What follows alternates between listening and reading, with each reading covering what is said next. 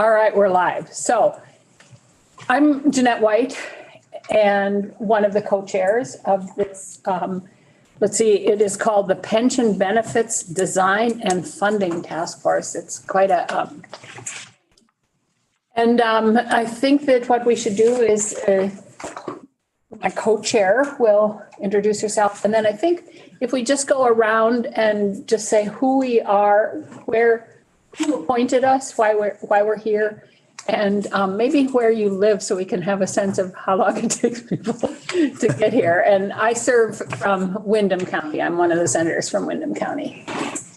I'm Representative Sarah Copeland-Hansis, Chair of the House Government Operations Committee, and I hail from Bradford. I'm Molly Stoner. I'm a fourth grade teacher from Dummerston, and I was appointed by Vermont NEA. Andrew Umrich. I'm a kindergarten teacher at formerly Thatcher Brook Primary School, now Brookside Primary School, and I live in Waterbury. Dan Trier was appointed by the Troopers Association, and I live in Johnson. I'm Michael Clausen, a deputy treasurer, designee for Treasurer Pierce, and I live in South Burlington. John, go there and we'll introduce. Representative John Gannon. I serve as Vice Chair of House Government Operations. I live in Wilmington, Vermont, in Windham County.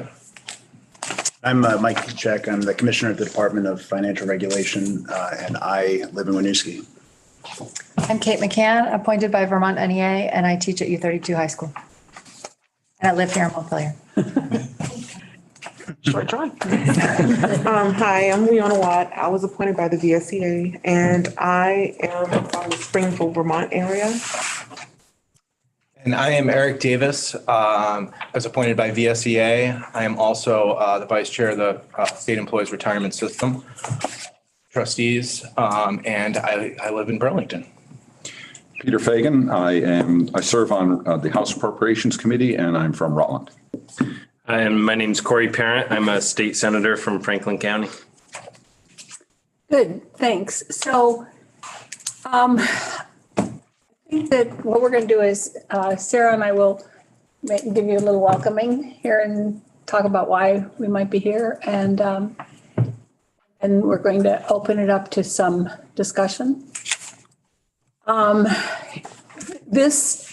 spent a lot of time thinking about this committee and this task force and what we're doing. And I suspect most of us have come in here with some preconceived ideas of maybe what should happen, what shouldn't happen, how we do this.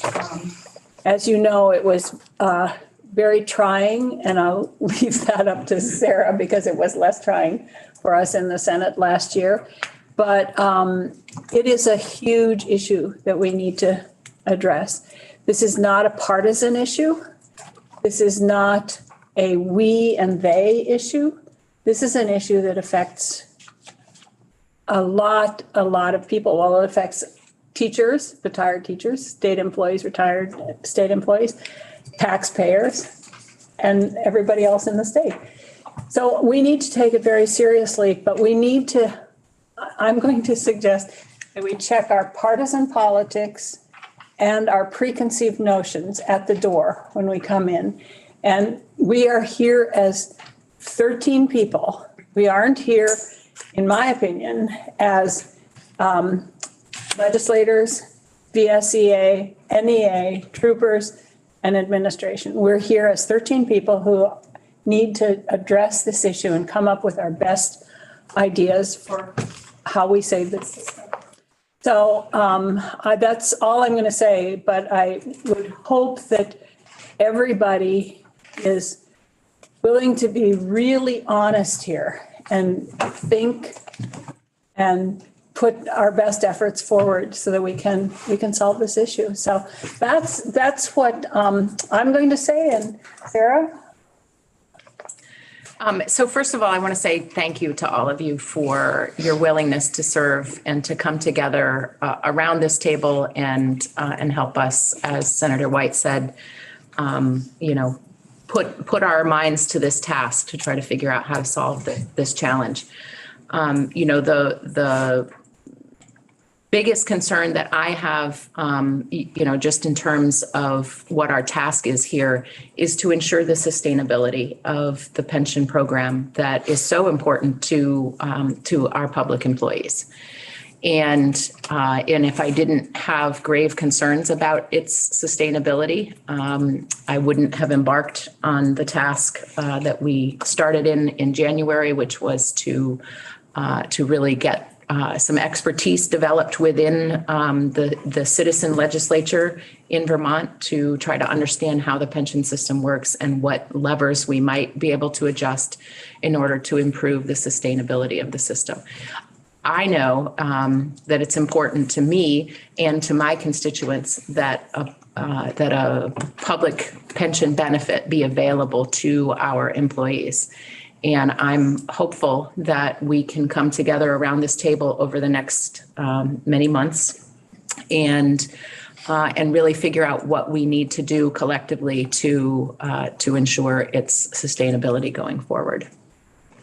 Do you want to pitch the question? Yeah. So, discussion? And I will, I was negligent in thanking you because you're giving up a lot of your summer. Believe me, this is going to take a lot of time. And so I hope that everybody, wherever you're working or not working, or your families, understand that this is a huge commitment, and that we did put in the legislation that people need to be given the time off. So for those people who are working, it's really important that your bosses know that you're going to be gone probably a day a week for the rest of the summer. So that's 20% of your working time, right? Mm-hmm. Something like that. Oof. Anyway, so thank you. So what we'd like to do is to, each of us probably has, as I said before, some idea of what the issue is and what we think we should come out of here with. So what I'd like to do is, Sarah and I have talked about this a lot, and how we get this conversation going. If you would be willing to share what you think the issue is, not long speeches and not.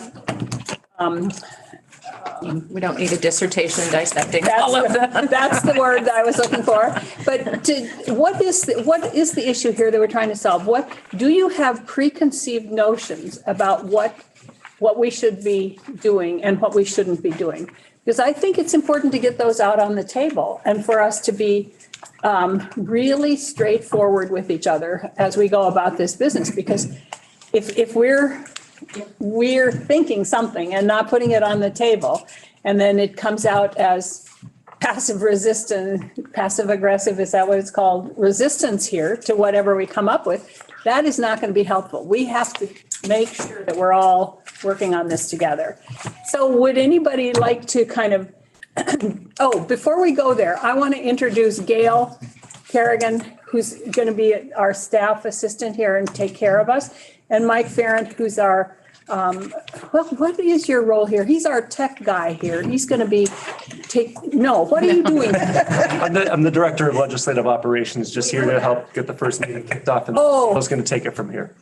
Great, thank you. Okay, and then Jen Carby and Chris Rupp are over there, and they're going to be part of the agenda when we ultimately get there. But so would anybody like to start off just telling us, why are you here? What do you think the issue is? Do you have any idea of what we should be doing, what we shouldn't be doing? Did you think about this? Yeah, Peter. So let me start, because I like to try to define the problem first when I'm working on something of this nature. And unfortunately, I don't have it with me. It is at home, but there is a document that was produced by the Treasurer's Office that has shown the amount of funds that we have put in every year, and then the funded ratio of the two assets. And with the exception of 2 years going back at least a decade, the unfunded liability continues to grow regardless of the amount of money that we put into it every year. And we have fully funded the ADEC since 2007. And in many instances, we have I term it overdriven the amount by as much as 42%. In other words, 142% of the ADEC has gone into the accounts, and yet the funded status continues to fall. So there's, I know that we've heard the term demographics, et cetera, but we still haven't, we need to define where's the bottom. How do we know that money that we put in the future is finally going to turn because we have done this new demographic experience study? How do we know that we've actually hit bottom and we can start building our way out of it? Because if we don't know that, whatever we decide here may not actually attack the problem. So I can't define what the problem is. And I have been looking and reading and trying to figure it out. And I don't know where it is. Well, I think that some of the stuff that Chris Rupp is going to give to us will help us with that issue. And I would say that this is, I know this is our first meeting together, and some of us are more used to being in these meetings than others, but we really need to be able to communicate with each other. And so don't hold back. We need to be able to talk and to be forthcoming here. And I would say that Peter used the term ADEC. If you don't understand some of the terms or the acronyms or something, ask, because it's not going to be helpful at all if we don't understand what each other are saying. So if somebody says something and you say, Moses, what was that? Okay. Anybody else have any thought? Yeah, Eric. I'd like to go next, and Peter, I think you did a great job kicking that off for Representative Fagan. I don't know how we will. Peter's fine. As a fiduciary of the system, the sustainability, the financial stability is also very important to me. But also, when we think about the sustainability of the system, the level of benefits adequate to recruit workers and provide effective public services to the citizens of Vermont is also important. I'm a little concerned looking around at other states that the benefits for state employees may not be an effective pull for new employees, and that can lead to financial deterioration over time. On the ADEC, I think the legislature deserves so much credit for diligently funding the ADEC since 2007. I was going to say 2008, but 2007, when really committed to that amortization schedule and have well exceeded it in some years. It is important to kind of just put that in context. I think it's important for our work here to not only know where we are now, but how we got here. That amortization schedule was graduated, and we actually are at the point now where the funded ratio is projected to tick up, and looking at the last valuation report. So there is some good news out there, and I hope we incorporate that into our work as well. Thanks. Other people? Yeah, Mike. Well, I just wanted to echo what the co-chair said about, keeping an open mind and not coming in with preconceived notions. And certainly that's the approach that I want to take. And just full disclosure, myself, am invested in the defined benefit plan. I work with, over 100 dedicated state employees at our department, and, their colleagues, their friends, I always make sure that they have all the resources they need and have their back. So, it's very personal in some ways. And I also understand the challenge that exists as well and how difficult the challenge is going to be. And so I think we have to approach this with an open mind, let everyone's voice be heard, let every idea be heard, run down all the options and we'll all do our best. And if we all assume that we're all coming from good positions, which I think, all of us are, then I think we'll be even more productive. Yeah, thanks. Michael? Thank you. And I agree with the commissioner's statements as well as the chair's respective positions. In full disclosure, I'm wearing several hats. As deputy treasurer, the treasurer's office certainly is responsible for the administration and management of the pension funds. I'm a taxpayer. I'm also a beneficiary of the system. I'm in the defined benefit plan. I have enough years where I could retire today. I'm going to put that out there. I think. I think the report's not due till December, so you gotta stick around. But that being said, I also understand, from a fiduciary responsibility, a responsibility to not only the members, but to the taxpayers of the systems. And from my perspective of over 30 years of state government experience in multiple different positions, including the director of retirement for a while, I've learned a few things.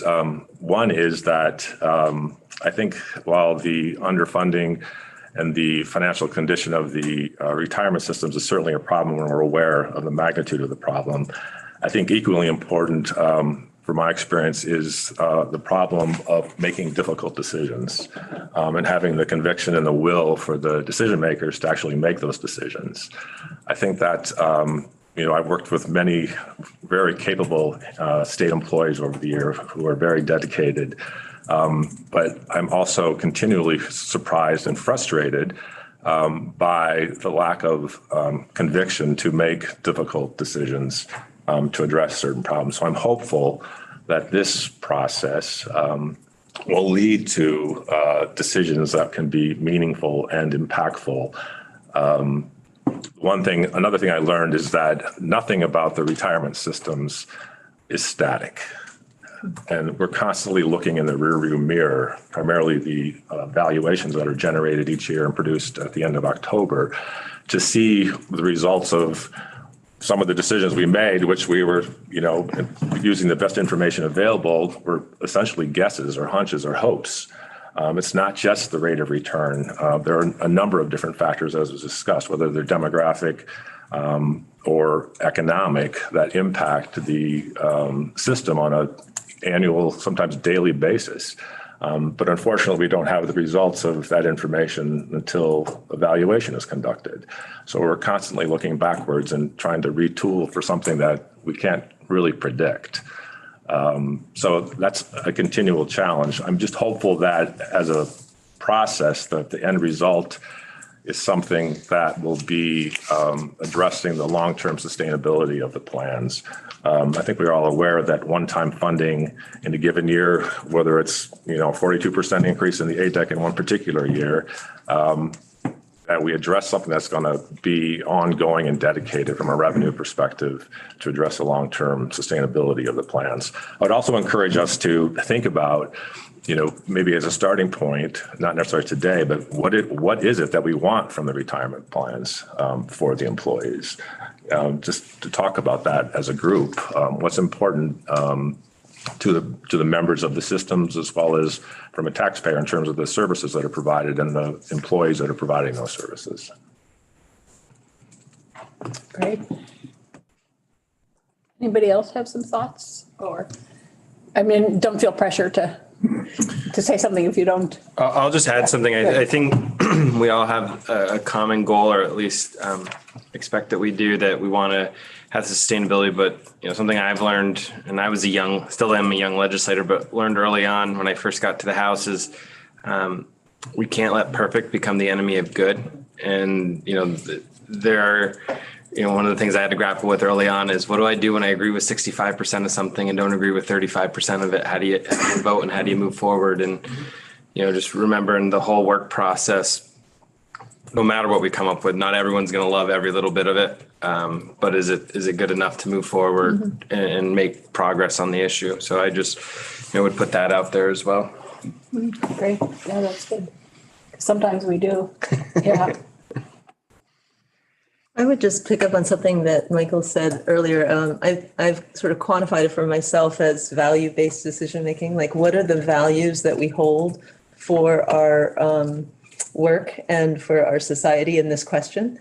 I think about things coming from the perspective of an educator. I think about things like the workforce that we have and what do we want for our workforce and how do we attract a workforce, as you said.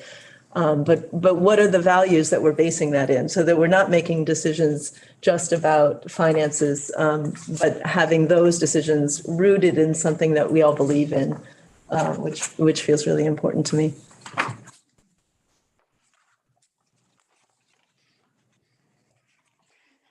Okay. So, good. I'm just going to put this in. I've just been listening and trying to think of measured approach in my mind. So as someone who is part of the Department of Corrections, I'm a senior probation and parole officer. And I interact often with those who work in the facilities. And if you knew the amount of stress and concern and just total, so I'm just sitting here and I'm listening and I'm ready to, yes, we have to be real. You have to make some hard decisions, but I just really want it to be known that these are hard decisions and we're all thinking about them and how can we solve this problem or make the best solution that would benefit everyone, right? But you have people who are in the facilities right now who are already getting ready to leave or quitting. And we're already dealing with the staffing crisis. I don't even want to go into that whole piece, but the retirement benefit, the pension benefit is a huge, huge incentive for people to come into corrections, which is a hard job with no AC. I'm going to just toss that in there. But it's a hard job. And the pension is a huge incentive for people to come from different states, for those who live in Vermont, to come and work for the Department of Corrections. And they do incredible work. And I work in the field, but we also have the stressors, but I'm just saying in the facility, it's a whole different ballgame. I've worked there part-time to help out because there's a staffing shortage. And it's hard. It's hard. And they're dealing with so many stresses, especially coming off this pandemic. So I'm just hoping that whatever decisions are made here at this table over the next couple of months, so 5-6 months, that we really take in consideration all the things and all the people that are going to be affected, because this is just not just simple for me, like, oh yeah, I'm just going to sit here and be like, yeah, whatever. I'm carrying on my back all the people who are represented with the state of Vermont. And I just want everybody to come out of this. Yes, we're going to have to make sacrifices, but people are going to feel like they've been heard and that the hard work they put into this system over the last 20 years, is going to be heard and it's going to come to a good solution. I think something you said is really important, that you're not going to just sit here and say, well, whatever. Because if that is what happens here, we won't come to a good decision, and we won't come to the decision that will be supported by the people who are affected by the system and the people the taxpayers. And so we really need to, people need to be able to say what you think and not just sit back and say, oh, well, that's too complicated for me, or I'm not going to engage in that issue, or I'm not going to object there, and I'm not going to put my 2 cents in. That won't work. If that's what, I don't think anybody here has that attitude, but it's really important that we know that everybody has to participate and make sure that the voices are heard. And everybody here is kind of representing other people out there. And all of us are doing that. And we need to make sure that it's not one group of out there versus another group of out there, because it isn't. We're all in this, and we all have different responsibilities, and we all have, it's going to affect us differently, but it's going to affect everybody in the state. So, Leona, you said something else that I think is worth just saying again, and I thank you for bringing it up. The timing of this conversation couldn't be more difficult when so many of our workforce is coming off of the hardest working year and a half of their lives. And I know that when Chris Rupp does his presentation, we'll get more into the details about why we're having this conversation right now. But I think for folks who may be following along from the outside, I want to thank you for pointing out that the stress that people are already under right now, because we've been working through a pandemic, really exacerbates the difficulty of this conversation. And I, it makes me come to this conversation with a great deal of humility and compassion, because I know that these are difficult conversations on top of a really difficult year. Yeah.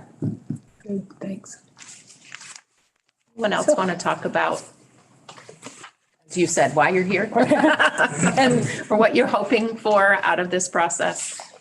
And if not, I mean, if you do, just speak up, but if not, I think that we would just jump to Jen.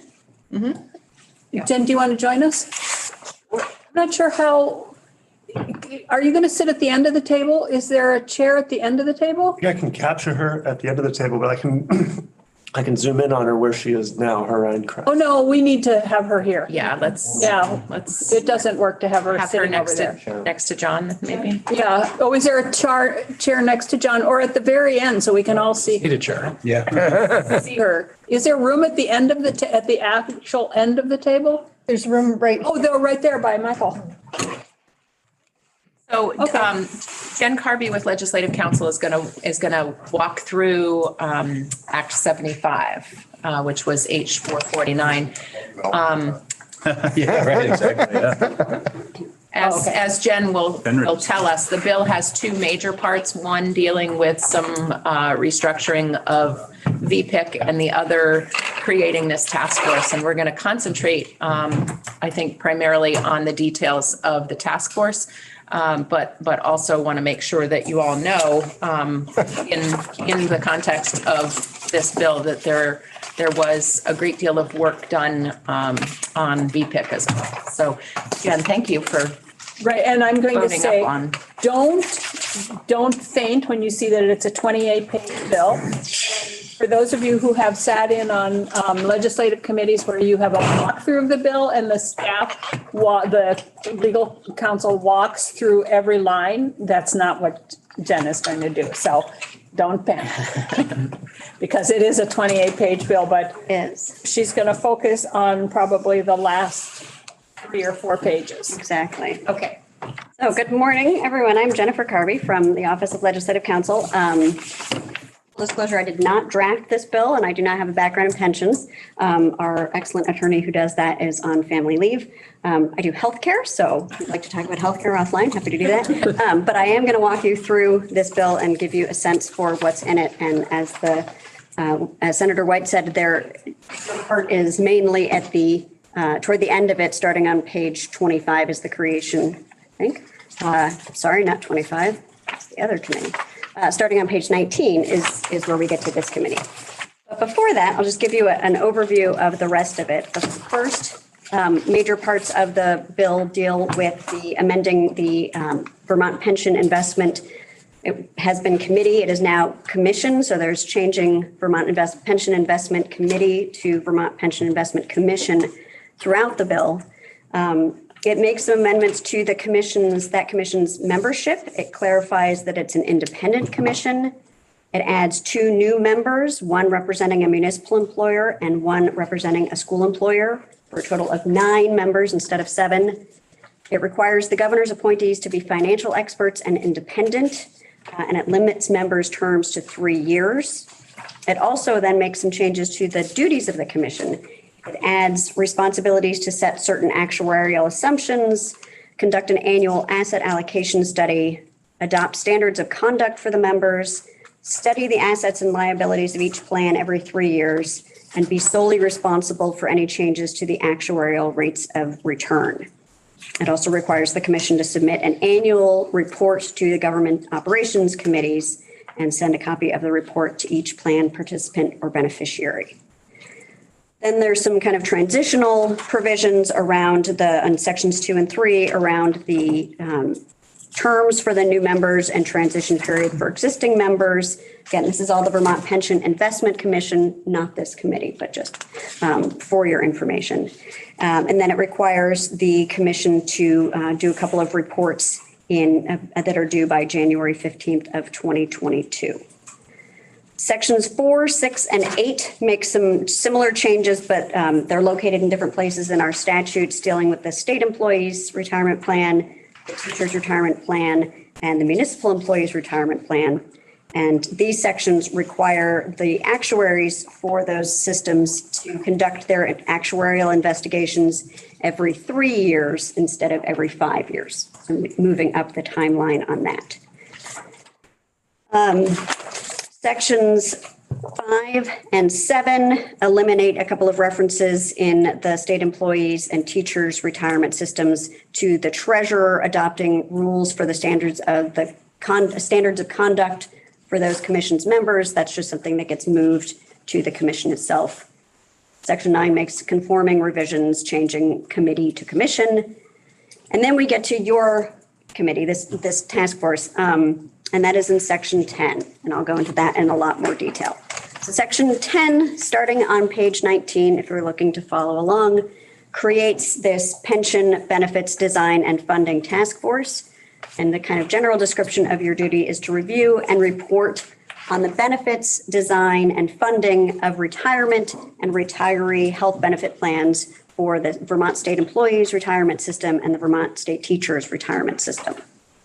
As you're probably aware from looking around the table, the membership is 3 House members, 2 Senate members, the Commissioner of DFR, 1 non-voting member appointed by the State Treasurer, 3 members appointed by the President of Vermont NEA, 2 members appointed by the President of the Vermont State Employees Association, and 1 member of the Vermont Troopers Association appointed by the President of that association. So I think that describes everyone at the table. Your powers and duties. There are a lot of these. You are to make recommendations about benefit provisions, appropriate funding sources, and other relevant topics consistent with actuarial and governmental accounting standards, as well as demographic and workforce trends and long-term sustainability of benefit programs, including, and then there's some sub-duties in there, developing and evaluating a range of strategies to lower the actuarially determined employer contributions and unfunded actuarially accrued liability based on the actuarial value of the assets in the respective retirement systems by between 25 and 100% of the size of the increases from fiscal year 2021 to fiscal year 2022, as reported in each of those systems actuarial valuation and review dated June 30th, 2020, while still maintaining the 2038 amortization rate. And I think some of that is going to make a lot more sense after Chris goes through his presentation. You're also to do a 5-year review of the benefit expenditure levels, as well as the employer and employee contribution levels and growth rates, and a 3, 5, and 10-year projection of those levels and rates. You are to identify potential options for limiting the growth in the actuarially determined employer contributions to not more than inflation. You will assess the impacts associated with any modifications to the current amortization schedule. Based on funding and benefit and funding benchmarks, you will look at proposed benefit structures with the objective of adequate benefits, including evaluating a shared risk model for employer and employee contributions and cost of living adjustments, focusing on reducing any future increases to the unfunded actuarially accrued liability, an estimate of the current cost of current and any proposed benefit structures on a budgetary and full actuarial accrual basis. Hard to summarize much of this without actually reading it, so that's what we'll do. The state's pension contributions as a percentage of direct general spending and a comparison of other states' pension contributions, and how proposed benefit changes for new members may reduce the impact of future actuarial assumption losses. You are to evaluate any cross-subsidization between the various groups in the Vermont State Employees Retirement System and adjust contribution amounts to, or look at adjusting contribution amounts to eliminate any of that cross-subsidization. Examine permanent and temporary revenue streams to fund the retirement systems. Okay, a plan for pre-funding other post-employment benefits, sometimes called OPEB, with an evaluation of using federal funds to the extent that we're allowed to, including looking at the long-term impacts of pay-as-you-go funding, evaluating the intermediate and long-term impacts to the state and local economies because of any proposed changes to the benefit structures and contribution characteristics, and their potential effects on retiree spending power, including for certain groups of retirees, those who identify as female and those who are persons with disabilities, and an examination of the effects of the current benefit structures and contribution characteristics on recruitment and retention of public school educators and state employees, and evaluating what any proposed changes to the benefit structures and contribution characteristics would do to the recruitment and retention of those employees in the future. You shall not make recommendations on adjusting the assumed rates of return. So you can't just assume things will work out better in the market and that will solve the issue. Stakeholder input, you are directed in the course of your deliberations and before making any final recommendation to solicit input, including through public hearings from affected stakeholders, including those who are impacted by issues of inequities. And you're also supposed to consult with representatives of certain groups in the judiciary and those members of the state employee system who are employees of the Department of Corrections. As far as assistance, you have fiscal assistance from the Joint Fiscal Office. That's Chris is leading that, and the Office of the State Treasurer. And you get some committee support services from the Office of Legislative Operations, which is Gail's role. The Office of Legislative Counsel, my office, and the Joint Fiscal Office are allowed under this to contract for advisory services for this group from an independent actuary, benefits expert, and legal expert as needed. Leave time, as the co-chairs mentioned, public employee members of this task force are required by law to be granted reasonable leave time by your employers to attend task force meetings. You have 2 reports that are due by October 15th. You must submit an interim written report to the governor and to the House and Senate Government Operations Committees with an update on your work. And a final report is due with your findings and any recommendations for legislative action, and that is due by December 2nd. You are also required to provide the report to the Board of Trustees of the state employees and the teachers' retirement systems for their consideration and comment to the General Assembly. It requires that the House and Senate members appoint a House and Senate member as co-chairs, which they have. A majority of the membership constitutes a quorum. So for voting purposes, you need at least one more than half the number of members in the task force to take any action. The co-chairs are authorized to establish subcommittees within the task force, so among your members, and this task force will cease to exist next June 30th. And when the final provisions go into the compensation and reimbursement of expenses, which are set forth under 2 different statutory provisions for legislators and non-legislators, and that is for up to 20 meetings.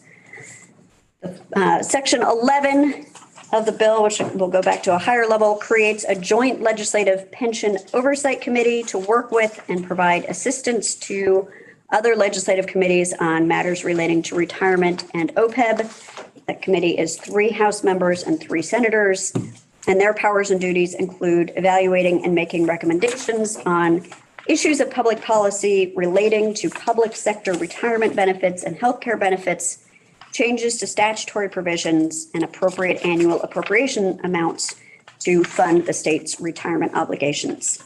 And the act requires that the Vermont Pension Investment Commission and the various retirement boards submit annual reports to that committee by December 1st of each year. Section 12 is sort of a technical provision authorizing my office to make the correction from Vermont Pension Investment Committee to Vermont Pension Investment Commission throughout the Vermont statutes annotated. And the act took effect on passage, except that the section on that joint legislative pension oversight committee took effect or will take effect on October 1st of 2021. And that is the end of the bill. So if anybody has any questions, and remember, this bill went through 2 committees over a number of months, and people had input. So everything that's in here isn't, as Corey would say, what everybody thought was perfect, but it is what we came up with. I'm just going to make one comment about the Oversight Commission, or committee, I guess it's called the Oversight Committee.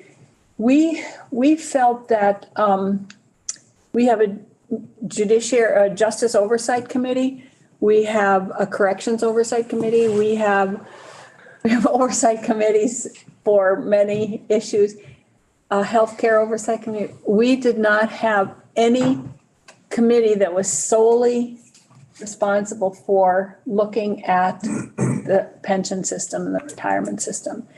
And so it fell to the 2 government operations committees and the appropriations committees. And we only meet, we're a citizen legislature. Our committees only meet in the afternoon. We're a half-day committee. And we have a lot of other issues that we have to deal with. So we felt that it was really important, because this is an important issue, that we have a committee, a legislative committee that is exclusively devoted to keeping track of what's happening here and providing oversight and making sure they don't have any authority. Oversight committees don't have any authority. They meet over the summer, and they can during this session also, and make recommendations to the legislature for certain things. But we felt it very important that oversight committee is not going to be oversight of this task force.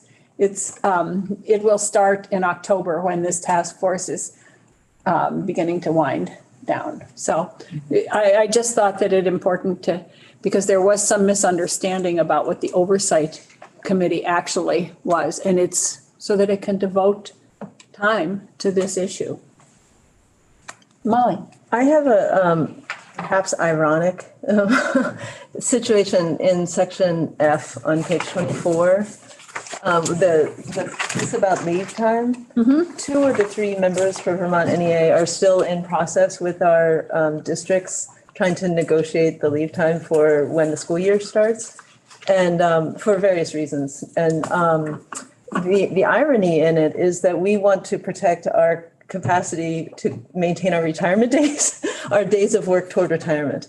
And so we were wondering if we can have support from this committee to work with our superintendents to make sure that the days that we need to serve in the fall do not detract from our capacity to be earning vested time. Yes, absolutely. Absolutely, yes, of course. And if that, I don't know if that's true for state employees too or not, but okay, but yes. We'll need a little help. Yes, that is the intention. Yes. Okay. We will greatly appreciate that. I mean, that's why we put that in there, to make sure that nobody suffered because they were. Yeah, and the part right now is that if it's unpaid leave time, then we're not accruing possible. This should be paid leave time. Okay. You should not be taking a day without pay for this committee. And then the question becomes, how does coverage for our classrooms get paid? So we can talk about it individually if that's more effective than in committee time. We'll figure that out, and I'm sure Jeff will help us with great. that also. Okay. But yes, that is, thank you for bringing that up. Yeah, thank you. Yeah. Do you have that same issue, Kate? My principal is super supportive about my being here. Okay, great. And my district is just in transition right now, so Yeah. it's different reasons, but. Yeah, good, okay. Do other members have questions? Thank you. So first off, I just wanted to thank everyone who worked on this bill last year, because as I was reviewing it for our work here today, there were a lot of key items that I felt like were important that are captured in here. As I was reviewing it, I did have a technical question on item C on page 21, and I was just hoping that maybe the folks who are more active in participating could in drafting this could provide a little more context of what the intention is. So item C on page 21 reads, identifying potential options for limiting the growth in the actuarial determined employer contributions, the ADEC, to not more than inflation. And I had two questions about that goal. One being the current amortization schedule is increases 3% annually, which has been over inflation the past, for some time now. So I didn't know if that was intended to be a need to reevaluate that specifically. And then the second question would be, is that annually or is that over some period of time? Because, markets and demographics are quite dynamic and, you could meet it over 5 years, but not meet it several years in between. Yeah. So I'm going to invite John Gannon to jump in after me, but I think what I'm going to say in sort of layman's terms, what we're aiming for here in trying to limit the growth of the ADEC is to make adjustments to the system to ensure that the system is acting as a healthy retirement system. So, at the end of the day, all of the jargon and all of the terms go away, and what we're aiming for is a healthy system where employer contribution, employee contribution, the ADEC payment that the state is committed to make, plus growth in the funds, need to be able to equal the benefits that are expected to be paid out over time. And so what we're aiming to do is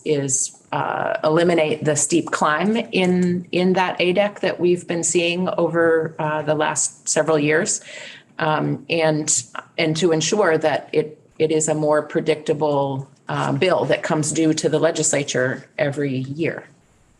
And John, I'll invite you to talk about it. I think that was a good summary of what subsection C entails, is that we need to somehow modify what the employer contribution rates are, because they've been increasing dramatically over the last several years. So I think that's the focus of that section, is to try to get that under control. There's different ways of doing that. And that's what I think this task force needs to think about is how we can achieve that. Because if employer contributions continue to grow up, what happens is it puts a lot of impact on the general fund. As I think Chris will talk about in a few moments, pension costs have been eating up more and more of the general fund each year, to a point where it starts taking away from other investments that the state can make, such as hiring more employees, or increasing their wages, programs that I think we all care about. Right. Any more questions for Jen or anybody else on the bill itself? Excuse me. So Jen, not so much about the bill, but I mean, just the fact that this is a public body, and if there are any, Vermont open meeting law issues that we should be cognizant of, do's and don'ts. That's a great question. So because the open meeting law does not apply to the General Assembly itself, but because this is a hybrid committee that has both members and non-legislators on it, the open meeting law does apply. So there are certain requirements around notice, which is why the agenda, I think, was posted particularly early or earlier than it might otherwise for an all legislator committee. And I'll have to look at them, because I'm not well versed on the open meeting law, because it doesn't generally apply. But there is the requirement to have the public be able to access the meetings as well, which I believe is why it's being streamed. Mm-hmm. And also people are able to attend in person. Yeah, and I think it's worth just talking for a moment about the fact that we have created a landing page for the task force on the legislative website. And Mike Ferrant, can you just describe to folks where they can direct people to find that if they haven't, members of this task force haven't already done that? Absolutely. I'll actually share it up on the screen if that works good. So from the General Assembly's website, in the committee section, under other committees, you scroll down and you see the Pension Benefits Design and Funding Task Force. When you click on that link, it brings you to this task force's website, which has the charge, The agendas will be posted right there. You can look at agendas from previous meetings, a hyperlink to the live stream, the membership in alphabetical order for non-legislators, as well as Gail Kerrigan, the committee assistant, her email if anyone needs to send any documents on behalf of the committee or any materials or has any questions. Gail would be your best point of contact. I posted Act 75 to the committee page as a static document, so that'll always be there for you to be able to access. And then each meeting, as we post documents relevant to the task force, they'll end up here by date. And so when you click on today's date, you'll see Jen Carby's presentation of Act 75, and you'll see Chris Rupp's presentation of Pension 101. And that's how the information can always be obtained through the committee website. And I'll email this to all of the task force members as well, so you have easy access to it. And please share this information and link to this site with any of your colleagues who might want to be able to follow along or review the documents. And don't hesitate to reach out if you have questions. That was a good question. We need to abide by open meeting laws, even though we don't usually. Any other questions on the bill itself or our duties, our tasks? Senator White, I just raised one thing. I mean, people, I think, saw from Jen's presentation that we need to retain an actuarial expert as well as a legal expert. And just so people understand why we need to do those two things, if we came to any recommendation around the benefits or changes to the benefits, we need to understand what that's going to do to the unfunded liability, to contributions and all that. And only an actuary can really provide us with that type of data. So that's one of the things I think this task force will have to do if we make any recommendations to change any benefits, is understand what their impact will be. So I think that just so people understand, that's why we'll need an actuary. And I think we'll probably work very closely with an actuary so that we understand exactly what the impact of any decisions we make are. Now, with respect to the legal expertise, the pension benefit world is legally complex about what you can do and what you can't do legally.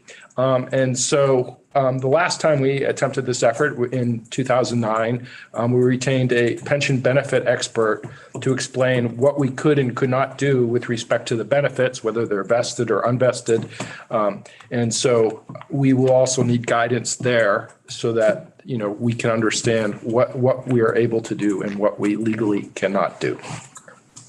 And I think we thought that we would have a discussion after Chris's presentation, that we would have a discussion about what we think should be, what we need from those people, so that everybody can have input into what you think we need out of those people, what an RFP might look like. I mean, just thoughts about that. And then, but it is our JFO and legal counsel that will be actually working with them, not us. I mean, contracting with them. So. Any other questions for Jen? Thank you, Jen. And Chris, do you want to jump in? And did you work out with Mike about being able to show your slides? Okay, great. Generously offered to advance this out as well. I ramble on. Okay. And Gail is handing out, and this is what Molly said. She made comment about I've never been a teacher, but I said, don't hand those out until Chris is ready. Otherwise, people will start thumbing through them. And you know how that goes if you're a teacher. One in texting.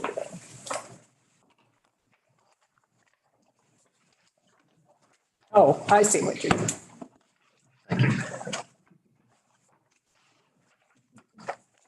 From an audio-visual standpoint, while Gail hands those out, our IT team has been emailing me that shuffling papers is picking up really crisp on the microphones in here, so just be cognizant of that as you shuffle through the packets.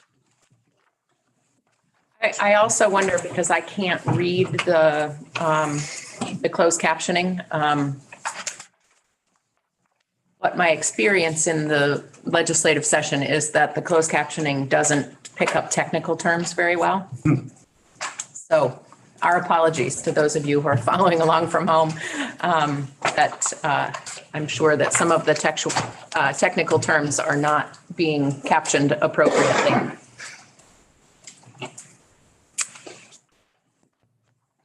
Okay. Interesting when you're working on the charter. All right, so Chris, I'm just going to make a comment before Chris starts here while he's getting. For those of you who spend a lot of time thinking about legislation and the legislature, you probably know this, but for those of you who don't, we are blessed by having probably the best legal staff and joint fiscal office staff in the country. They're bipartisan, by-chamber, and they work for all of us. And they do an incredible job, and we are so lucky that, and you saw it with Jen, who just stepped into this because she wasn't the original drafter and yet did a great job. And Chris, you'll see it with his presentation, but I just wanted to acknowledge the fact that we are really blessed, I believe. And they work so hard. Anyway. Right. Good morning, everyone. Thank you, Senator. My name is Chris Rupp. I'm a fiscal analyst with the Legislative Joint Fiscal Office. I am very new to Vermont. I came here in November, so any great work that JFO does is no thanks to me. I am new to Vermont, but I'm not new to government. I came here from the city of Philadelphia, where I worked in a variety of capacities for about 8.5 years. And one of those capacities was serving on our city pension board of trustees. So I served in that role for about 2.5 years. So I'm not as in the weeds with the historical background of what has happened as some folks around this table are, which is great. But my job is today to try to interpret some of the technical language and explain at sort of a 30,000-foot view how pensions work more generally. Because one of the things I learned really on in government is that it's a really bad idea to start in on the first day of something really technical and just start rattling off acronyms and technical terms and assuming everybody knows what they mean. So my goal today is to make sure you all have some documents that you can reference as this process goes on, and that we all have sort of a common foundation and understanding of what these words mean, what some of the bigger dynamics are. So we're all viewing this work through the same lens. So Mike, I'm not sure if the presentation's up. All right, so let's go ahead and move to slide 2. Obviously, we're just going to talk about some of these foundational issues, and don't be alarmed by how long the slide deck is. I'm not going to spend a lot of time going through each slide, but I do just want to make sure you all are armed with some of these facts, most of which come from the annual evaluation studies, which are really a wealth of information. But as Mr. Clausen noted earlier, they're a snapshot in time, and they're a snapshot taken at the end of the fiscal year. And to those of us who live and breathe this stuff, the fiscal year, the ink is not dry on FY21 right now. So it's going to be a little while till we know what the FY21 valuation study says and how that changed some of the numbers. But the numbers that are before you in these slides and in this handout are referenced from the most recent valuation study. So let's move to slide 3. Let's just kick things off real quick by reminding everybody what the key difference is between defined benefit and defined contributions, because you hear these words thrown around a lot in the pension world. In a defined benefit plan, the benefit the employee gets is defined by a formula. Usually that formula, takes a couple key inputs like your years of service and what your average final compensation was. And those are the key inputs, sometimes with other factors, that determine what your benefit will be. The important thing to note with that is that your benefit is defined regardless of how well the pension fund is doing in the investment market.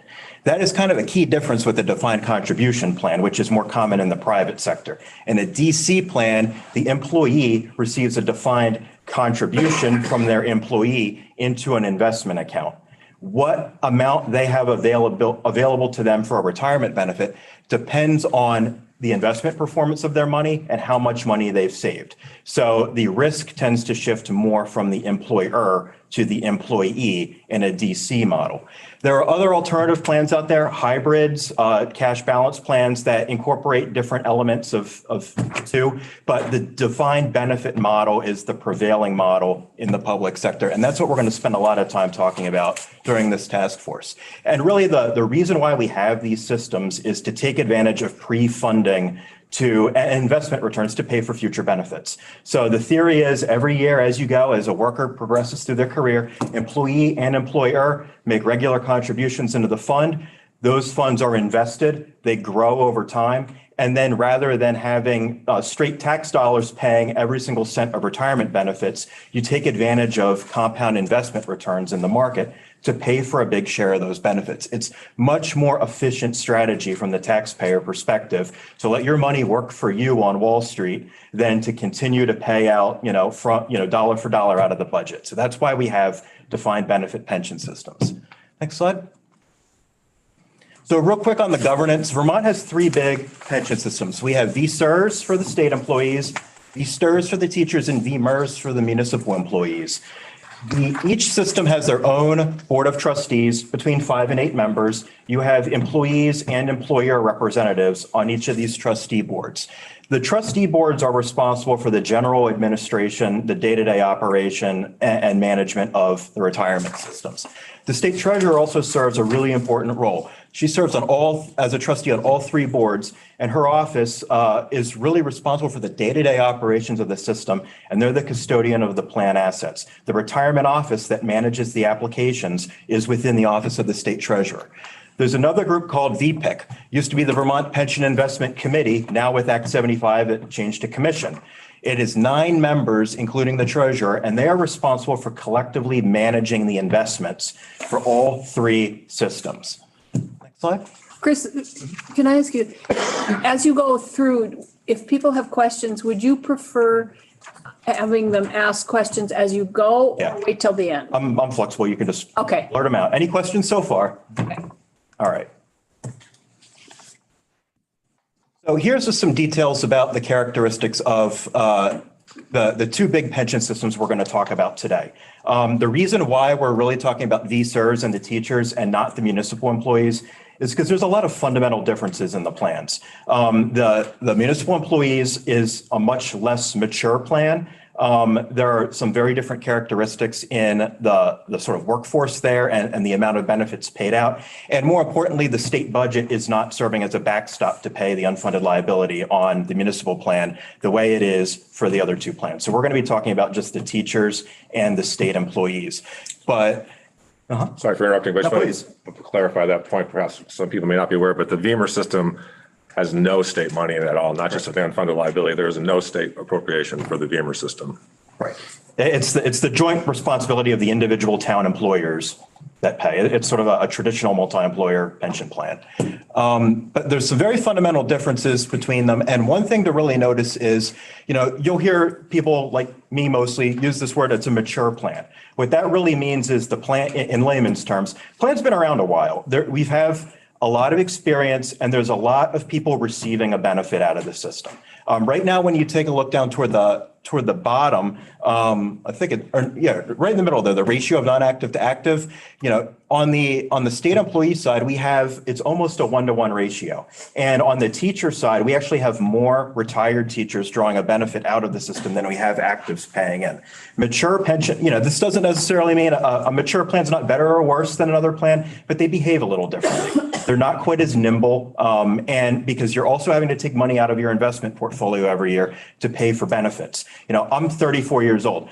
As much as I'm excited to retire, I don't need my money for a really long time. So whatever I can set aside can grow over time in a way that, would be more characteristic of a less mature pension plan.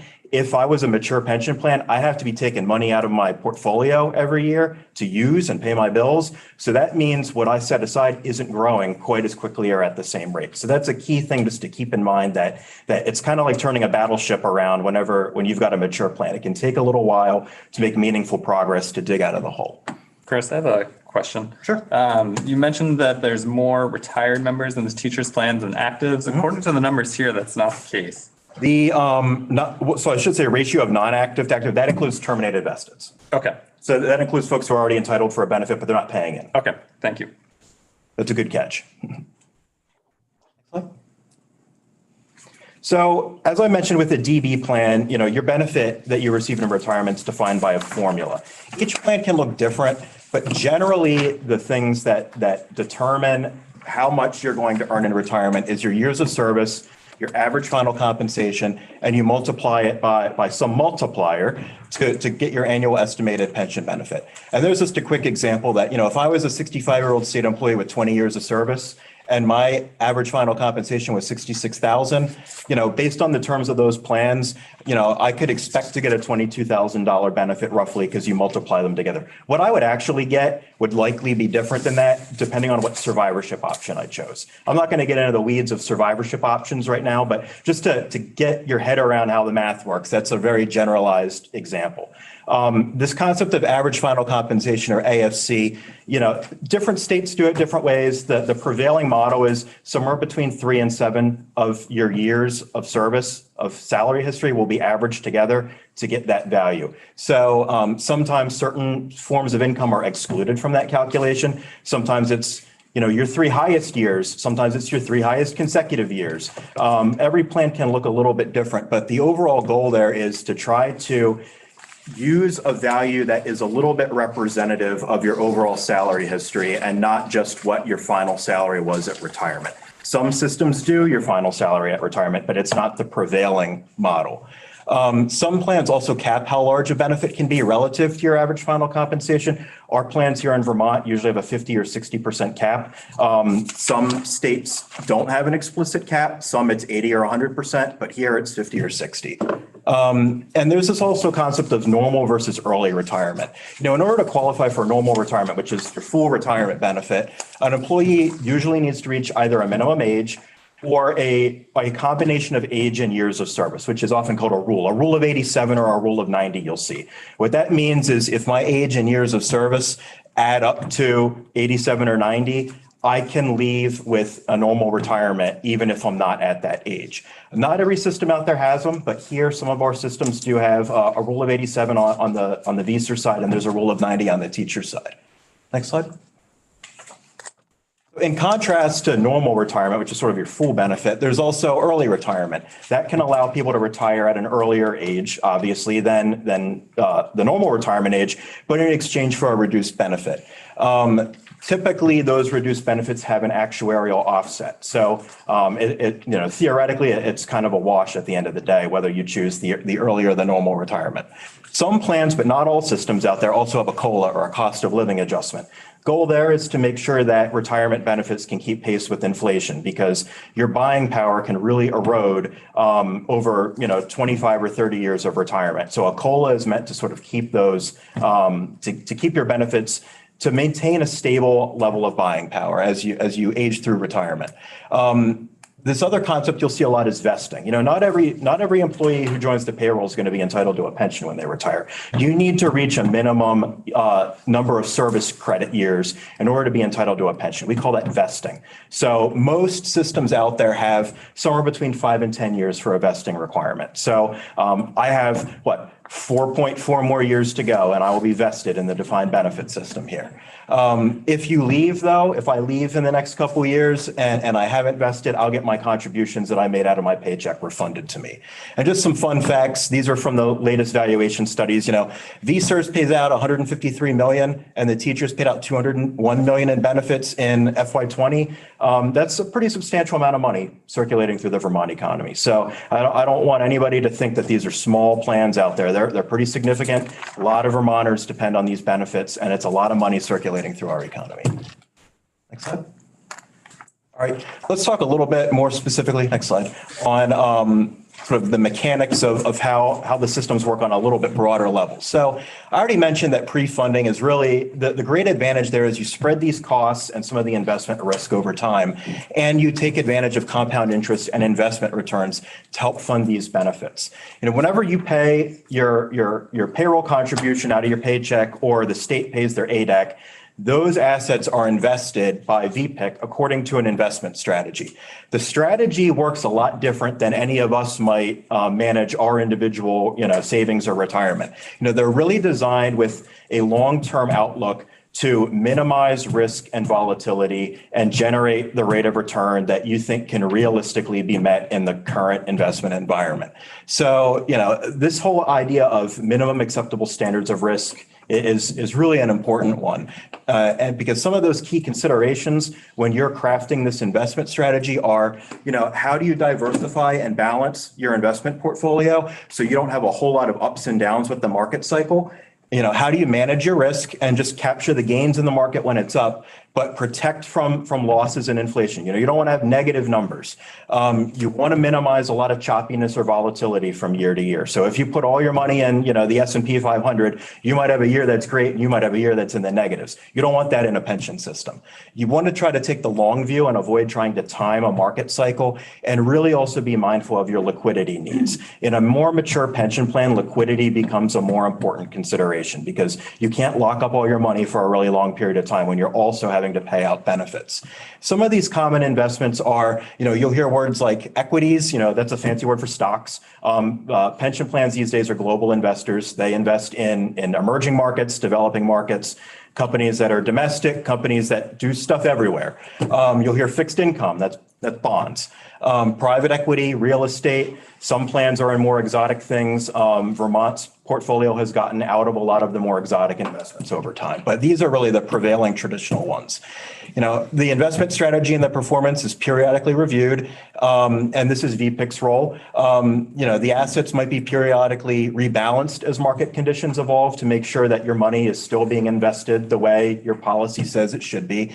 And, I can't stress this enough. The goal is really not, when you're dealing with pensions, it's not to speculate. It's not to pick the next big hot stock and take a big risk on it. It really is about trying to prudently and responsibly achieve that overall expected rate of return or more over time within minimal standards of risk. Next slide. So I just wanted to highlight an example here just to show you, when we talk about investing in the market, why this is such a big deal. Compound investment is a miracle of modern math. For every $1 million you invest at 7%, in 30 years, if just as a simple exercise, you compound that, once a year, you have $7.6 million at the end of 30 years. If you were at 7.5% instead of 7%, you'd have $8.7 million. So really small changes in your rate of return compound over time and become really big changes over time. And time can be your friend when dealing with compound interest. So, one thing to really keep in mind here in the context of if the employer ever shorts the ADAC amount, that can create some real issues because just for the sake of argument, if I were to short the contribution by $1 million, I didn't short the pension fund by $1 million. I shorted it by the million plus the lost investment opportunity that $1 million would have gotten. So, that's why you hear the word interest a lot talked about whenever you're looking at amortizing unfunded liabilities, because you need to pay back the principal and that interest, which sort of represents the lost investment opportunity that money could have earned. But, whenever if there is a shorting in 1 year, a lot of people tend to think that just means money's missing and it just went up in the ether. It's really not the way the math works. If you shorted in 1 year, that shortage gets accounted for in your ADAC payment in the future years. So it's kind of like putting an expense on the credit card. If you're not paying $1 million in cash this year for something and you put it on your credit card, you have to pay the $1 million plus interest in all of your future payments. So the ADAC is not, and we're going to talk about the ADAC more, but it's not a static number set in stone anywhere. Every year they recalculate this. So if there's an actuarial gain or loss in prior years, they'll figure out what happened, they'll see, all right, how many years are left on the amortization schedule and recalculate the ADAC. So I know there's a lot of misconception out there sometimes that, if there was a prior shortfall, that is somehow responsible for why we're having the conversation today. It's really not the case. It will contribute to your ADAC going up, but the money ultimately, the formulas and the actuarial math work so that the pension fund ultimately gets made back whole. It's just very painful to the state budget to have to pay back principal with interest when you could have just paid it what you were supposed to pay at the right time. Chris, I mean, essentially, it gets incorporated into those future ADAC. Correct. Right? So it's not shorted forever, but the lost opportunity cost means it costs more in future years. The lost investment opportunity, that's exactly right. Next slide. All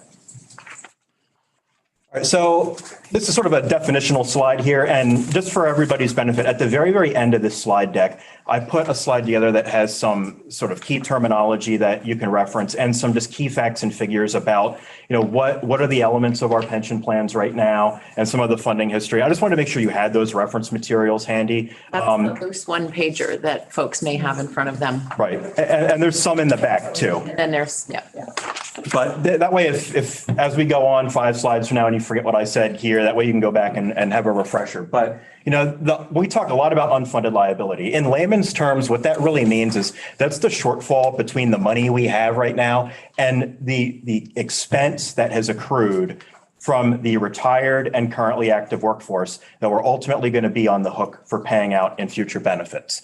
So you'll see UAAL, the unfunded actuarial accrued liability. I just call it the unfunded liability. We don't have enough time for technical terms here, but the unfunded liability, that represents the present value of the benefits that have been earned to date that are not covered by the current plan assets. Think of it like the hole that we need to fill by the end of the amortization period.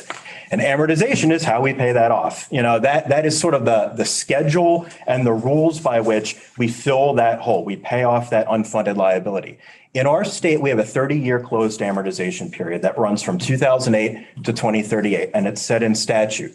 The unfunded liability amortization payments are calculated, and again, this is in statute, to increase by 3% annually to keep pace with payroll growth. The first 10 years of the period, it was a 5% increase. Now it's 3% for the rest.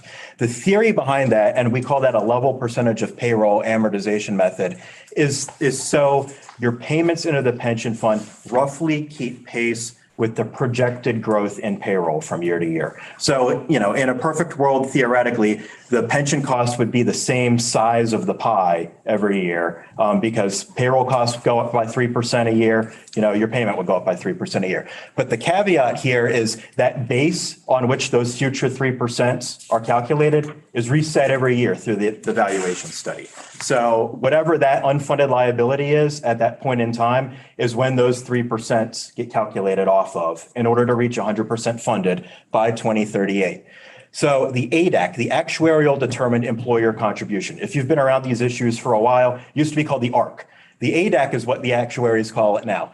And as I mentioned, that's recalculated every year just based on what happened in the prior year with the fund, where their gains or losses and how many years are left to pay off to close the debt, to pay off the unfunded liability. So it's not a static amount, but it is calculated every year with the theory to get you to 100% funded by 2038. That ADAC has 2 components to it. So it's got that payment toward the unfunded liability. It also has a employer normal cost component. The normal cost represents the amount of money you need to put into the system every year to pay for the year's worth of future retirement benefits that today's workforce earned that year. So if you had no unfunded liability, the normal cost would represent what you need to pay in every year just on an ongoing basis to make sure there's going to be enough dollars invested at 7% in the future to pay for that year's worth of retirement benefits that the workforce earned this year. Employee contributions go toward the normal costs. They do not go toward the unfunded liability, but they're only sufficient to cover about half of the normal cost under the current assumptions. So the other half of that normal cost, give or take a few percent depending on the system, but the other half of that normal cost that isn't covered by employee contributions gets rolled into the ADAC payment and it's paid by the employer. And I'll get into the weeds about where that shows up on the budget in a few slides. So as I mentioned, again, all this real quick, all three systems have a board of trustees, which I mentioned, they do the general administration and oversight of the system. And plan participants have a really important role on the board of trustees. This is a common model in most places nationwide that I've seen in the public sector, that, you have employee and employer representatives jointly managing these assets. VPIC, they do the actual governing of the investment decisions, and they do the investment policy. They approve the asset allocations. They appoint the third-party money managers and consultants, and they now approve the changes to the actuarial rate of return. Before Act 75, it was a joint process where both all three trustee boards and VPIC had to all agree on changes to the assumed rate of return. Act 75 changed that, so now it's VPIC's purview in order to do that. The investment consultant that is hired by VPIC, their role is to prepare the quarterly investment reports. They do the asset liability study, and they will recommend investment manager. They'll review the investment manager performance and make recommendations to VPIC. Sometimes there's a misunderstanding that the investment consultant is somebody out there pitching you on investments, or, hey, I've got a great deal. That's really not what they do. They act on behalf of the boards and the plans to really try to do what's in the best interest of the plans. Like they're an arm of them, not an arm of Wall Street. Next slide. The legislature's role. The legislature appropriates the funding to pay for the ADAC. Sometimes, as we know in the past, it's been higher or lower than the actual ADAC amount. But in recent years, and certainly throughout the current amortization period, there really has not been any systematic underfunding of either system on the employer side. Just as I mentioned, if you underfund in 1 year, that will lead to a higher unfunded liability and higher ADAC in future years when all else is being equal. Because as you just noted, you're missing those opportunities to gain investment opportunities. The legislature also established various reporting and procedural requirements in statute, some of which were revised recently in Act 75. And they codify the elements of the plan design into statute. What are the contribution rates? What are the multipliers? What are the retirement ages? That's all set forth in statute. They also set forth the amortization schedule and method in statute. But it's really important to understand what the legislature does not do. The legislature does not determine the assumed rate of return. They do not pick and choose investments. They are not involved in that at all. That really is the purview of VPIC, and it is the purview of working together with the various trustee boards who all have fiduciary responsibility over those boards. Can I chime in just real quick with a request that perhaps we get the VPIC chair to come speak with us about their strategy for investing? I'd imagine that investing strategy is pretty complex. And to kind of help us inform some decisions, it might be helpful to get that information. We could. He actually was thinking he's in Montpelier today, and he was thinking of dropping by, but we could just introduce him, but he wouldn't be prepared. Yeah, that's fine. Next slide. Let's dig in a little bit more into sort of the challenge at hand and why we're talking about this. Bottom line up front, the two systems don't have enough assets today to pay for the expected costs of the retirement benefits they'll have to pay out in the future. This shortfall's grown since 2008, and it's creating escalating pressure on the state budget. So, this is just a little guide to show you what the unfunded liability, what that math looks like. You really just take the accrued liability minus the actuarial value of assets, and it's the difference between the two.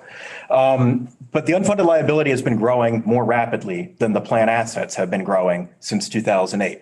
So that means that the funded ratio, which is another thing you're going to see talked about a lot, has been decreasing. The funded ratio is just this simple math. You take the actuarial value of assets, divide it by the accrued liability, and that gets you the funding ratio. So if a system is 66% funded, like VSERS is, that means that they have 66% of the money right now to pay for the future costs of the retirement benefits that have already been accrued. That is a key metric of sort of pension health that people track to see, if your funded ratio is going up, that means the hole's getting less deep and things are going on the right track. If your funded ratio is going down, that means things are backsliding, the hole's getting deeper, the problem is getting worse. And the funded ratio has been declining. Hey, Chris, can I ask you a question on that? So if you have a static funding ratio that's sort of, negative, but it's static. It's, it's 10% or 20% underfunded. I mean, is that really a critical issue if like the state's never going to stop having employees and producing revenue? Like if it was a critical issue if any of us were retiring, because we'd eventually stop working. And so is the funding ratio more of a concern or the trend, the fact that the trend is getting, going down? That's a great question. Almost every major plan out there that's been around for a while that has any real size to it, very few of them are 100% or more funded. And many of them that don't stay 100% or more funded for very long. Many plans do have a, 80, 90, 70% funded ratio or some level of unfunded liability. That in and of itself is not necessarily a cause for alarm, as long as it doesn't create undue pressure on the budget. So you don't want to see that ratio keep going down over time. You want it to be static or improving. But the lower it goes, the higher the pressure is on the budget to fill that hole. So that is the real risk, is if the funded ratio gets so low that it becomes unaffordable to dig yourself out of that hole, is when real crisis mode can kick in, and it can result in sort of a downward spiral, because the lower your funded ratio goes, especially if you have a lot of people getting a benefit out, that means your liquidity needs on your investment portfolio go up. And when your liquidity needs go up, chances are you're sacrificing investment returns in your investment strategy, because you're going to have to put your money into shorter term investments and things that you can just access more quickly. So all of this can be kind of tangled together, but I would say having a static or really any funded ratio isn't by itself an emergency, as long as there's an ability to pay for the ADAC payment to close that gap. Chris, the funded ratio has clearly been declining, consistently for a number of years.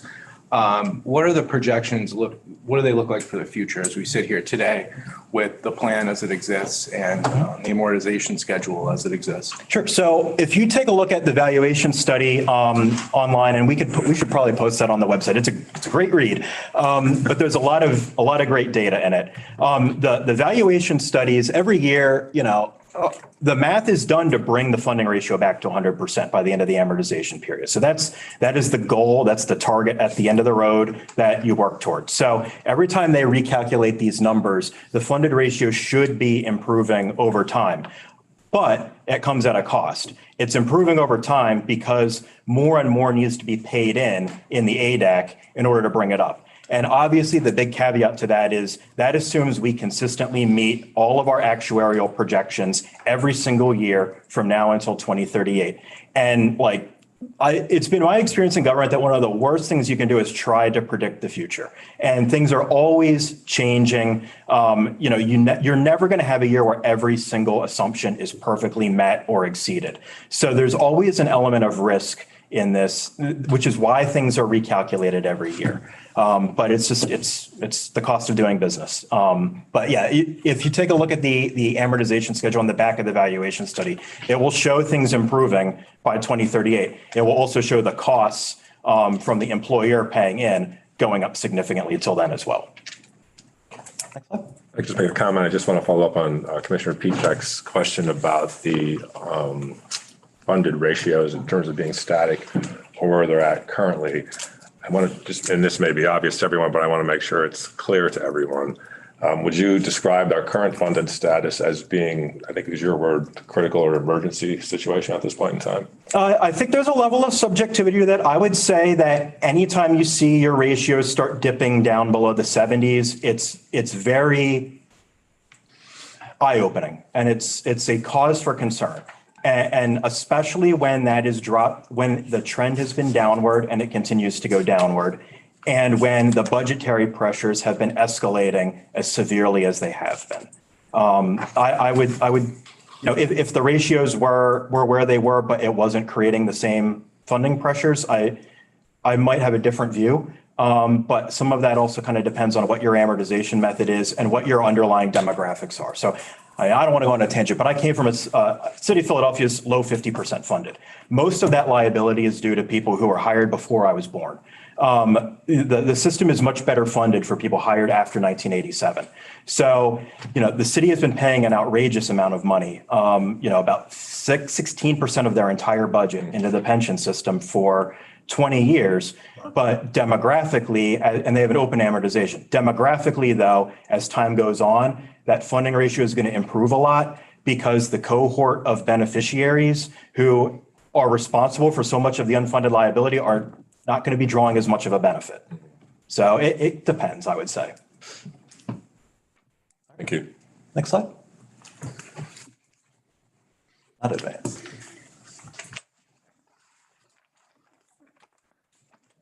All right. So it wasn't always like this, though. 15 years ago, both systems were pretty close to fully funded. By FY21, though, the funding ratio for VSERS had dropped to 66.4%, and the ratio for the teacher system stood at 51.3. And this is the end of FY20's numbers from the valuation study. You could take a look at these graphs here, and the gray line is the accrued liability, and the orange is the assets.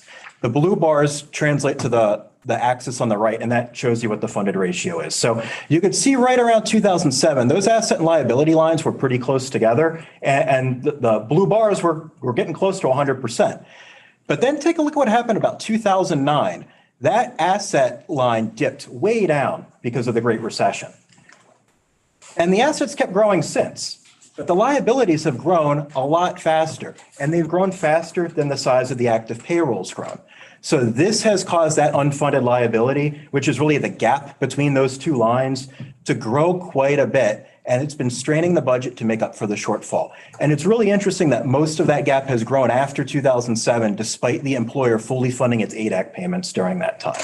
We'll talk a little bit about why that happened in the next few slides. So here's just a few more numbers. In recent years, costs have increased substantially. If you take a look at what we were paying in 2007, $39.3 million ADAC on the state, it's now $120 million in FY22. On the teacher side, I went from 38.5 million to 196.2 million. So you could see on these two charts, what the green represents the ADAC amount and the red represents the actual contribution. You could see how much these have increased in the most recent years. And that orange dotted line there shows how, as those costs have gone up, the funding ratio has still gone down. So the costs to the employer have gone up by 306.4% from FY07 to FY22, but the funded ratios have declined, and the unfunded liabilities grew by over $1 billion on the state side, and now it totals almost $2 billion on the teacher side. Next slide. So let's talk a little bit how this impacts the state budget. The two pension systems, if you open up the budget, you're not going to see a line that just shows you pension costs this much for both systems. You'll see it for the teacher side, but you won't see it on the state employee side. On VSERS, the costs are charged as a percentage of payroll to the different departments and funds that employ the active workforce. So the general fund pays about 40% of the salaries of state government, so it pays about 40% of the ADAC costs. The rest of the cost falls on the different funds of government based in their proportion of the payroll. So the federal funds pay for a lot of it. The transportation fund, which is where I spend a lot of time thinking about when I'm not thinking about this, it pays a lot. So it's all based just on the share of who's paying for the bodies that work in state government. The teacher system works a little bit differently. The employer normal cost, the piece of the normal cost that's not paid for out of regular contributions out of a teacher's paycheck, that hits the ed fund. But the unfunded liability amortization payment falls to the general fund. Schools that employ federally funded teachers also make a contribution for their teachers that are paid for from federal grants, but that's about $6.5 million or so. It's not a huge component of it, but overall you can total up and see that, that VSERS total ADAC, you're looking at over a $47 million hit on the general fund budget, and you can see how it's broken out on the teacher costs. all in all, across these two systems, the employers are paying about a little over $316 million this year in obligations for both systems. Over on the right is a slightly dated chart just to show you how retirement obligations have increased on the general fund in recent years. So the pension and the OPEB, the other post-employee benefits, which is a whole other topic we're going to get into, not today. A lot of that falls on the general fund, which is really the most flexible pot of money in the state budget. 4 years ago, retirement obligations were taking about 10.5 cents of every dollar going into the general fund. Now it's projected to be, it says 13.11 there. It's actually a little closer to 13.5 because the legislature appropriated slightly less in general fund than the governors recommend. So the ratio changed slightly different, but the amounts are the same. So you can see that these pressures have, in a pretty short period of time, have really increased the sliver of the pie that they're eating out of the state budget. And that comes at the expense of salaries, the ability to hire people, the ability to deliver a lot of the core services that that many of the people around this table spend their time delivering whenever they're not at this table. Next slide. So there are some strategies, though, to reduce these ADAC pressures and improve funding ratios. As I said on an earlier slide, I try to visualize it. I like graphs. The unfunded liability is the gap between that liability and asset line. You can do things to make those lines come a little bit closer together by either pushing the liabilities down a little bit or pushing the asset line up a little bit. So, just for example, additional funding to improve. If you put additional funding into the system through any, either it's one time or if it's a new revenue policy, if you improve your investment returns, that'll all push that asset line up. If you made changes to the benefit provisions, that could decrease the slope of the gray liability, reducing the projected costs of future benefits, in other words. There are steps that can be taken. You will not completely close it through those steps alone unless you have a whole lot of money to put in, because a lot of those liabilities are associated with people who are already retired, but steps can be taken to move those lines a little bit closer together. Next slide. Chris, I have a question on that chart you have there. In 18 and 19, it looks like things were starting to tick back up for the funding percentage. And then there was a dip there. Can you speak to what was going on from 17 to 18 and 18 to 19? On page 19, I'm looking at.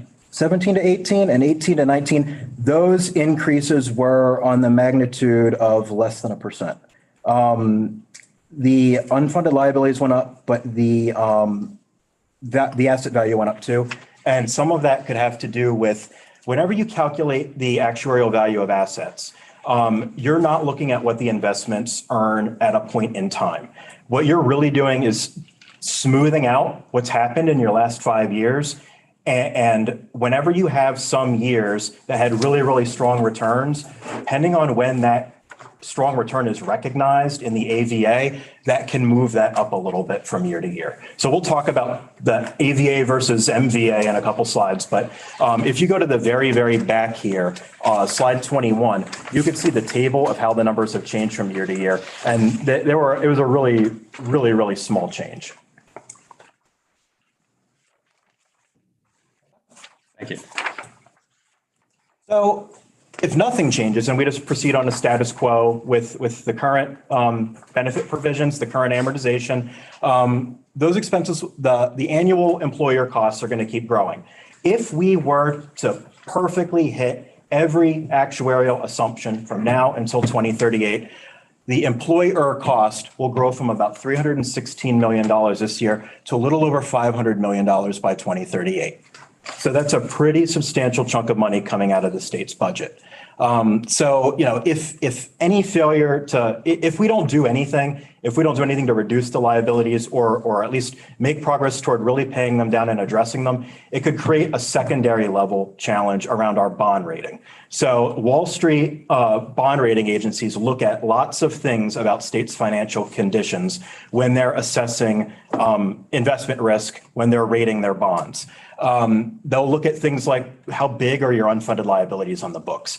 What are your underlying demographic issues? What are your economic growth projections? How much do you have in reserve? What's your management structure? Like how good are you at managing your money, and how nimble are you at being able to adapt to changing situations. Those are just some of the things they look at. But having a really poorly funded pension system and really high unfunded liabilities are not favorable things for our bond rating. We are very fortunate that we maintained our current bond rating when they most recently went to market a few months ago. If the bond rating declines, though, that will likely lead to higher borrowing costs for the state government and for everybody who relies on the state government's moral obligation to borrow money. So the more money that is paid in debt service and higher interest also squeezes the budget in other ways. And a bond rating, Vermont is very, very fortunate. I'm coming here from somewhere else. I'm very impressed by the quality of the financial management of the state and the quality of the bond rating here. Maintaining a good bond rating is something that people work very, very hard to do because it's very easy to lose. And once you lose it, it's very hard to get it back. So this is one of those things that it's really not an abstraction. It's the significance of it is more than, a couple extra basis points in your interest rate when you're borrowing money. It really is a very significant thing. And whenever people are looking to make investments economically, these are the types of things they look at as well. Is do you want to build a new plant in a state that you don't know what's going to happen in the future with taxes or with the regulatory environment. So these are things that a lot of people other than fiscal analysts like me take a look at, and it's something that's really everybody should pay attention to and be concerned about. Next slide. Chris, a couple questions. Go ahead. Yeah, you Okay. can go first. So the actuarial assumptions, how often, it's a question I've never asked, how often do actuaries get it right? And then when they miss, are they more apt to miss to the detriment of a pension fund, or are they more apt to miss to the benefit of the pension fund? That is a great question. I would say the answer is it depends. And so I think it depends not only on the assumptions in the actuary, but I think it depends on the point in time you're looking at. I think if you go back in history, 25 years ago, there were, let's just use one assumption, the assumed rate of return. A lot of plans were exceeding their assumed rates of return in the 90s, and we're doing it year after year. There were lots of reasons for that. It was tied to, a lot of it has to do with interest rates and federal monetary policy. In the 90s, remember what you were getting in interest on your checking or on your savings account in a bank, and look at what you're getting today. The risk-free rate has changed a lot. So the expectations of what you're likely to earn in the market are lower now than they were 25 years ago. So I would say back in the 90s, there were strings where a lot of people were exceeding that measure specifically, your assumed rate of return. And that was tempting sometimes to maybe not put as much money in, or maybe do this, or maybe do that. It's ancient history at this point. Going forward, though, a lot of assumptions have been revised nationwide, not just here, because people are missing their assumptions. And the world changes. People live longer now than they did 30 and 40 years ago. So you need to update your actuarial tables to account for that. The investment market, like I said, looks different. So, more often than not, I would say there's a lot of risk where you miss the assumptions. But, having more conservative assumptions is obviously a good thing because you're less likely to miss them on the short end. You're more likely to exceed them. Okay, so then would you classify the assumptions that our actuaries, I think it's Siegel, correct me if I'm wrong, are they based more in the conservative realm than they are in the moderate to aggressive realm? I would say they're more conservative than they were. Okay. That still doesn't. Small C conservative. We're coming closer to the answer to my question, but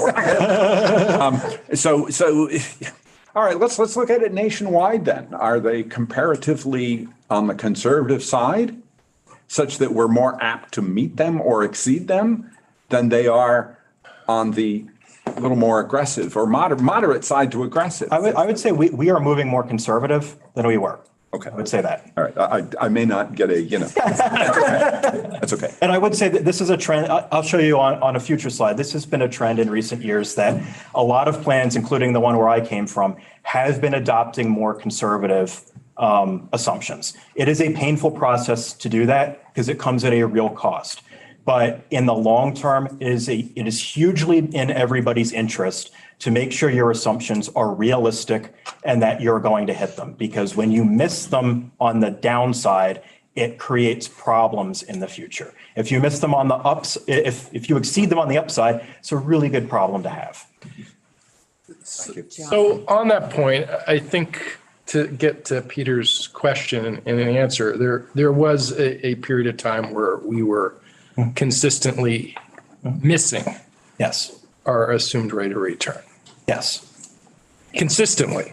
And our demographic. And our demographics. Yes. So while we have reduced our assumed rate of return this past year, if you go back and look like over the last 10 to 13 years, we were significant. We were missing it consistently.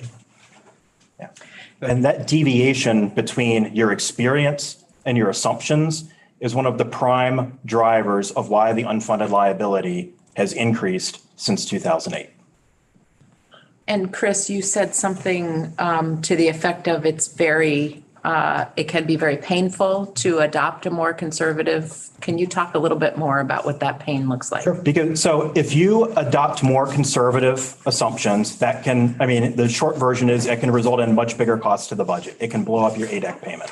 So if I'm assuming that the money, just use this as an example, if I'm assuming the money is going to grow at 10% every year, that means I can get away with putting way less money into the pension system out of the budget every year. But if I'm not actually earning 10% every year, if I'm actually earning 7% every year, that unfunded liability is blowing up and it's going to get deeper and that hole's getting deeper. So eventually those chickens come home to roost and that hole's going to get filled somehow. But if you have more conservative assumptions, it may require you to put more money aside, but you're also more likely to make sure you have enough money and you're not at the right time and you're not just, hoping that something's going to happen between now and 2038 to make the problem all of a sudden go away, because that rarely is the case.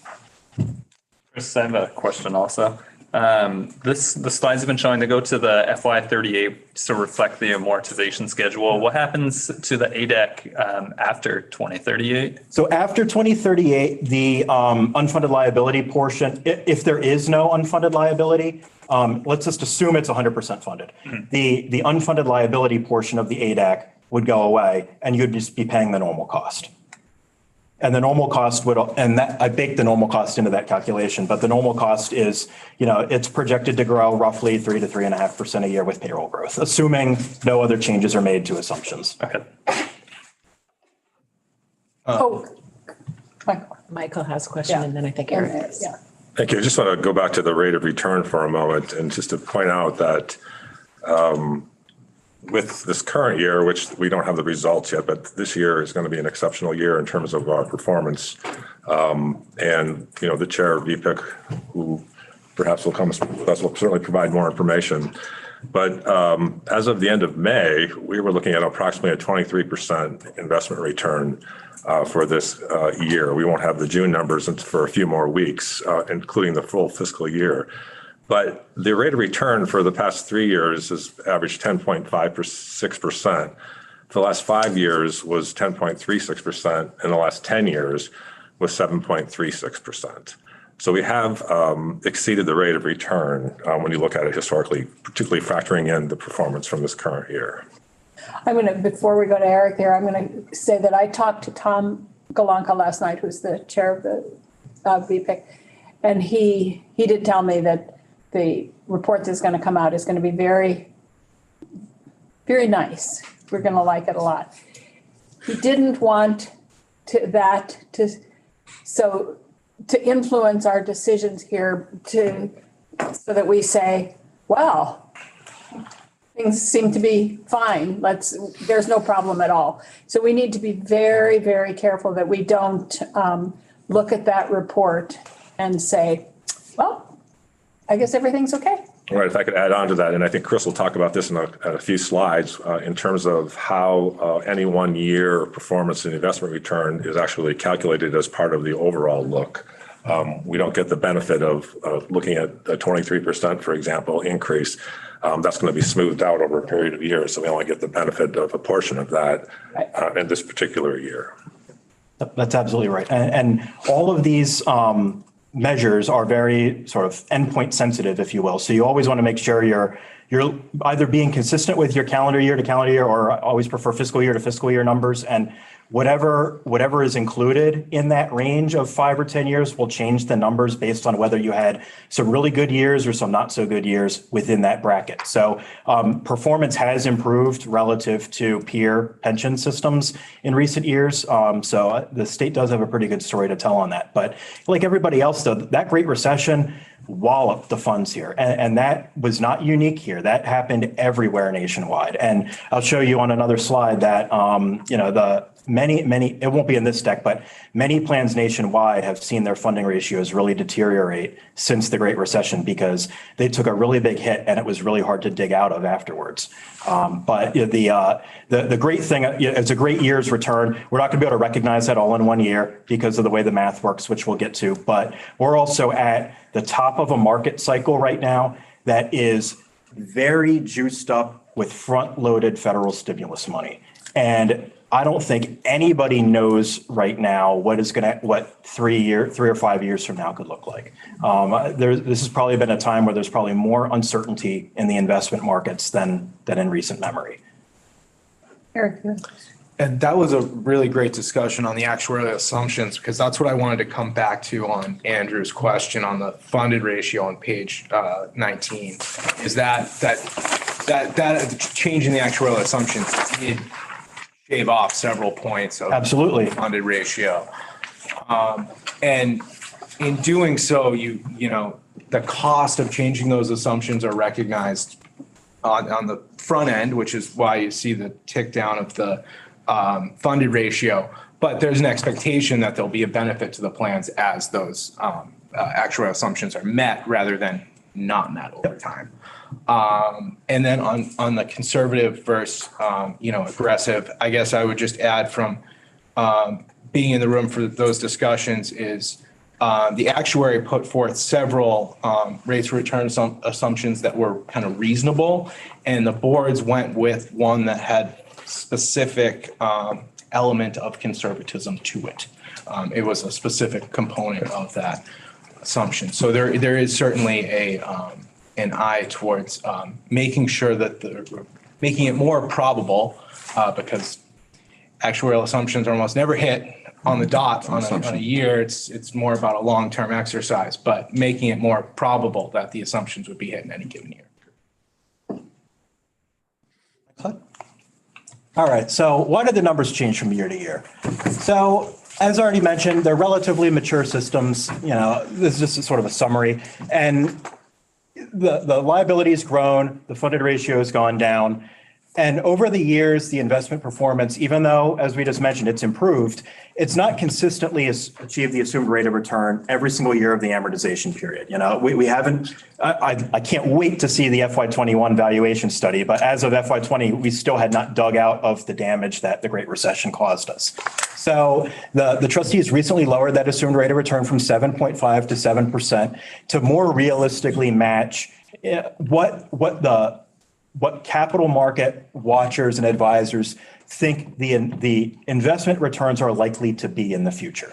So that is a very complex analysis, but a very big piece of it is what is sort of the risk-free interest rate? Like what is, federal monetary policy can influence it. So if you have a risk-free interest rate that's really, really, really low, it's harder to have a really, really big assumed rate of return and still be able to hit that within any reasonable standard of risk and volatility for a plan of our size. Is there any reason why it's taken so long to come back from that hit? I'm sure there's a lot of reasons, but that normal length of time? It's happened in a lot of places. And I think a lot of places have been struggling with that. If the chair of VPIC comes in, he might have a great perspective to share on that. But, I think a lot of people's investment strategies have evolved over the last 10 or 15 years. I can't speak to VPIC, but I could speak to where I came from that, right after everybody got hit after the Great Recession, a lot of people got very skittish and very conservative because they took a really big hit. They lost a lot of money. So around the same time, some systems got into more exotic investments that promised different types of returns, different exposures to areas of the market they weren't already in, things like hedge funds. Some were invested more in things like commodities. Those didn't always pan out as well as people thought. And, I'm speaking just from where I came from, not here, though I'm sure there are some parallels that, around 2014, 2015 or so, a lot of people were like, wait a minute, this isn't working. Why are we not getting the gains we should be? And what can we do to maybe lower our fees, lower our risk, and get into some less exotic things? So the thought process, hindsight's always 20/20, but I think the thought process among a lot of investors has evolved over time. And those all kind of compound, we've certainly missed on a lot of years our investment assumption, but we didn't miss it by hundreds of millions of dollars a year. There were relatively small misses from year to year, and the assumptions also gone down. Where we missed it by hundreds of millions was those recession years. Okay. So, yeah. I hope I answered your question. Yeah. So to kind of, this is one of the things that I was going to ask, and I'll with the two chairs' permission later on, I'm going to actually task you to come up with something here. But going to this question that you've just brought up, the part of I think, correct me if I'm wrong, part of the problem is in a down market, we actually had to sell assets to be able to pay the beneficiaries. So, you always want to sell high and pay, but we had to sell low and pay. So a down market compounded by the fact that we had to dig some of the investments out and cash them in and pay the beneficiaries didn't help the problem. So is it possible to get, you've shown us a little bit of a cash flow up there. You had this is what the two plans paid out in 2020. Is it possible to go back to say 2010 and show what the plans paid out and what the employer and employees paid in, and then the delta is what we needed to pull from the investments to be able to pay the beneficiaries? I have three elements of your question on a future slide here. I haven't done the math to get the last one, but yes, and that's a great point, and that's another sort of key difference when you have a pretty mature pension plan that's always paying out benefits and you're paying out more every year. That really does hinder your ability to make decisions like buy low and sell high, which any savvy investor would want to do. Your liquidity needs can hurt your investment strategy because you do have to pull money out to pay benefits, and you're not always able to be as sensitive to the market timing or to other issues as you would ideally want to be. Thank you. So I'm almost finished with this slide. So yeah, I already mentioned the legacy underfunding on the teacher side is one of the contributing factors for why the teacher plan has a little bit lower of a funding ratio than the state plan. Also, the former practice of paying OPEB costs out of the teacher plan contributed to that. But I do want to stress that those factors are not why things increased so much from FY21 to FY22. Demographic and experience factors have also increased pension costs over time, and we're going to get into that in more detail. But just some examples are, we have a lot more people retirees drawing benefits out of the system than we had in 2008.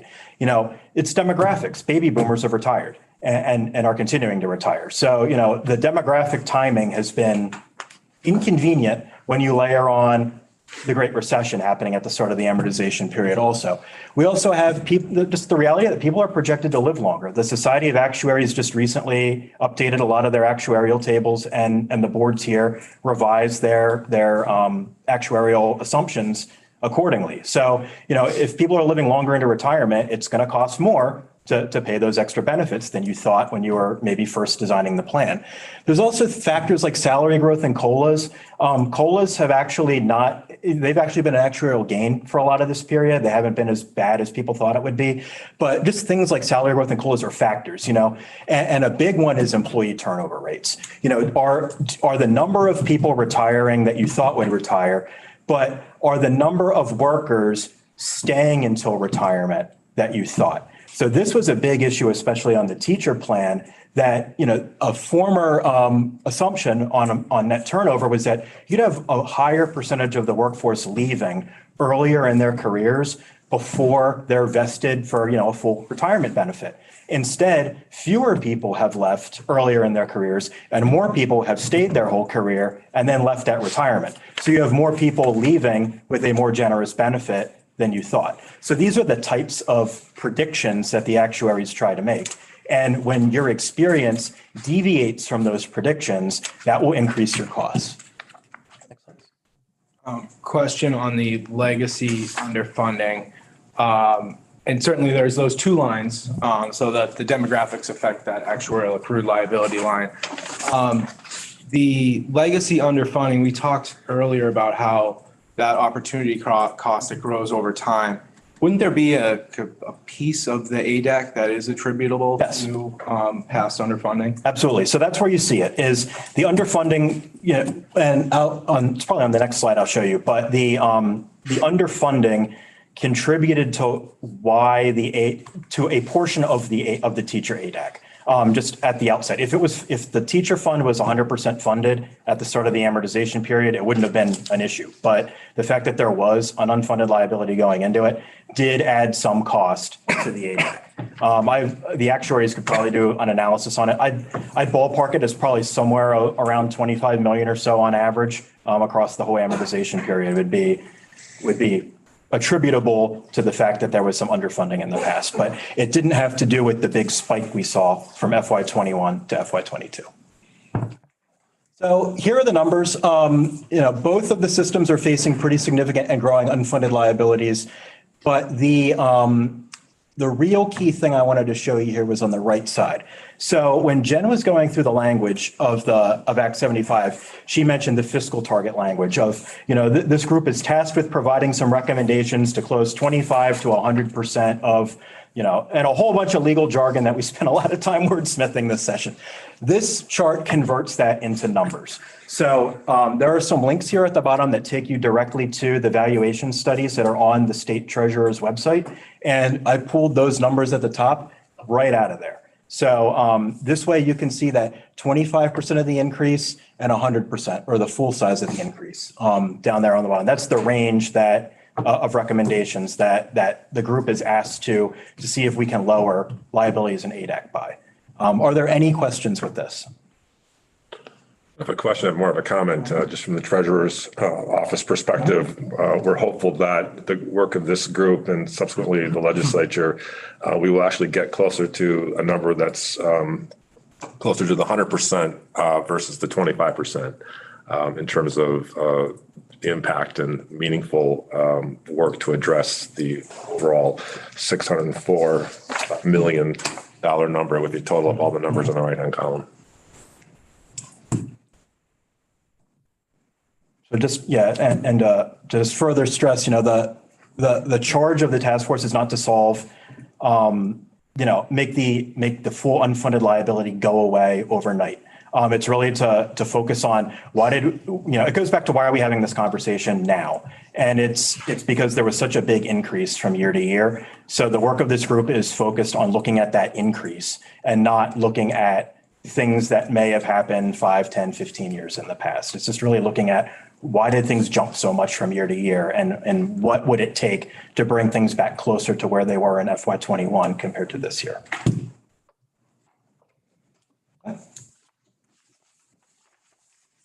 So here's why we're having this conversation right now. Every 3 to 5 years, pension systems will engage their actuaries to study their workforce data, their investment data, and compare what happened in the recent years. You hear me use this word experience. This is the fancy way of saying what happened, and they're going to compare what happened to the assumptions that were in place, what they thought would happen. This is called the experience study. It's something that most funds do on a 5-year basis. Act 75 has now increased that to a 3-year basis going forward. That's when you take a look back and just see, hey, did what we think happened? What deviated? And does it make sense to change our assumptions for what's going to happen in the future? In addition to that study, every year the funds do a valuation study, which we've been referencing throughout this conversation and where these numbers come from. The valuation study really just looks in the confines of the last fiscal year. How many people retired? How did our money do? Did the liability increase or decrease in the last year? What is the actuarial value and market value of assets? Did that increase or decrease? how many years are left on the amortization schedule to pay that liability, that unfunded liability off? And based on that, what are those payments going to have to be next year and the year before that?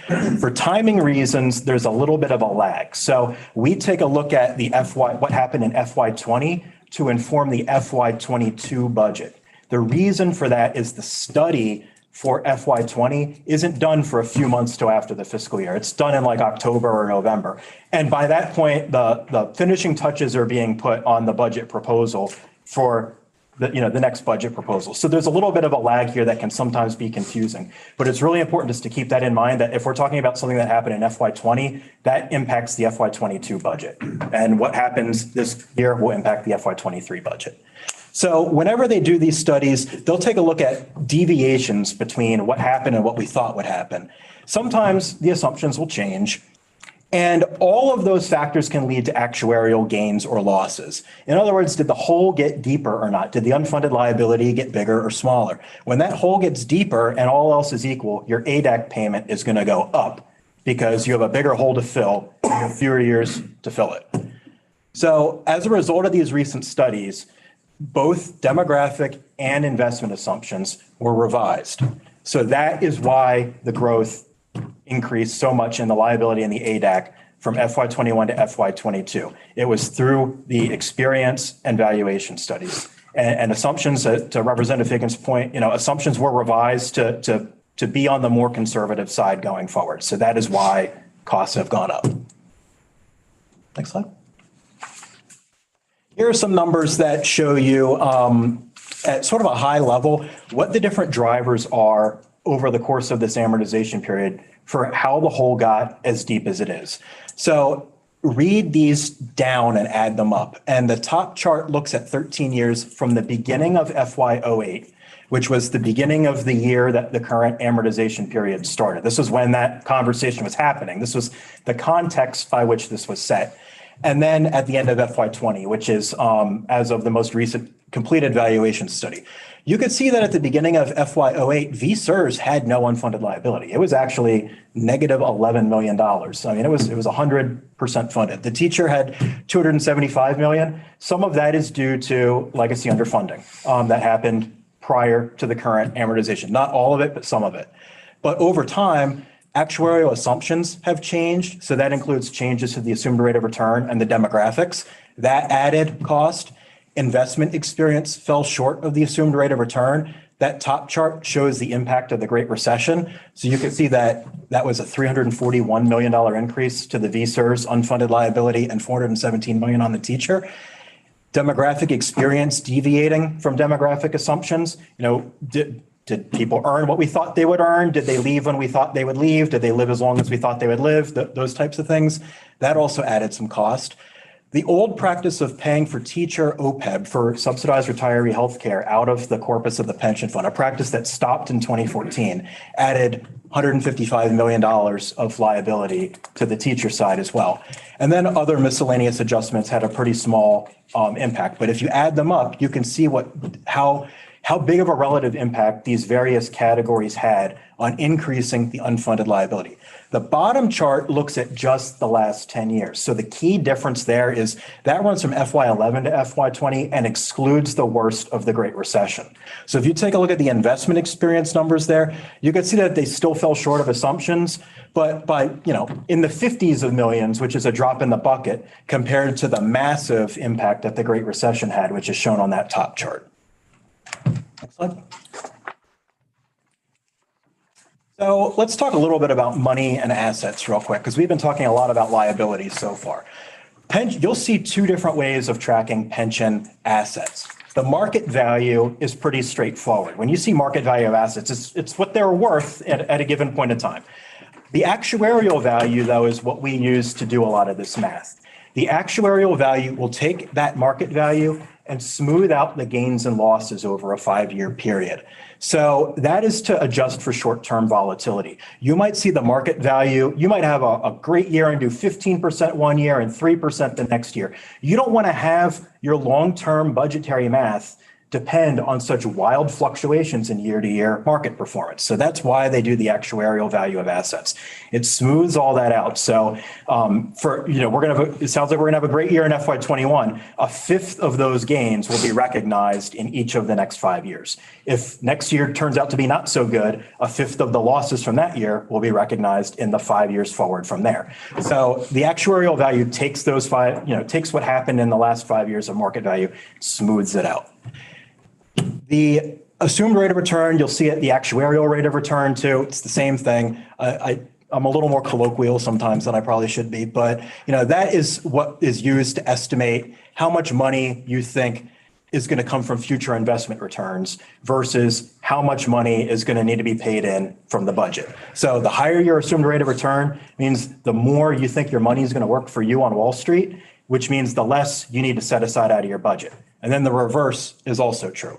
It's really important, though, that unrealistically high assumed rates of return, and not just assumed rates of return, unrealistically high projections for anything, it is going to lead to higher unfunded liabilities and ADACs down the road when they're not met.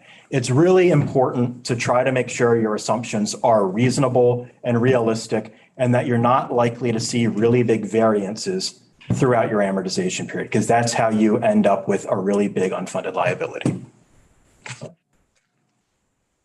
So this chart is probably not really that helpful, but I wanted to put in for one specific reason, to take a look at the two lines in the middle there. And that shows you the market value versus the actuarial value.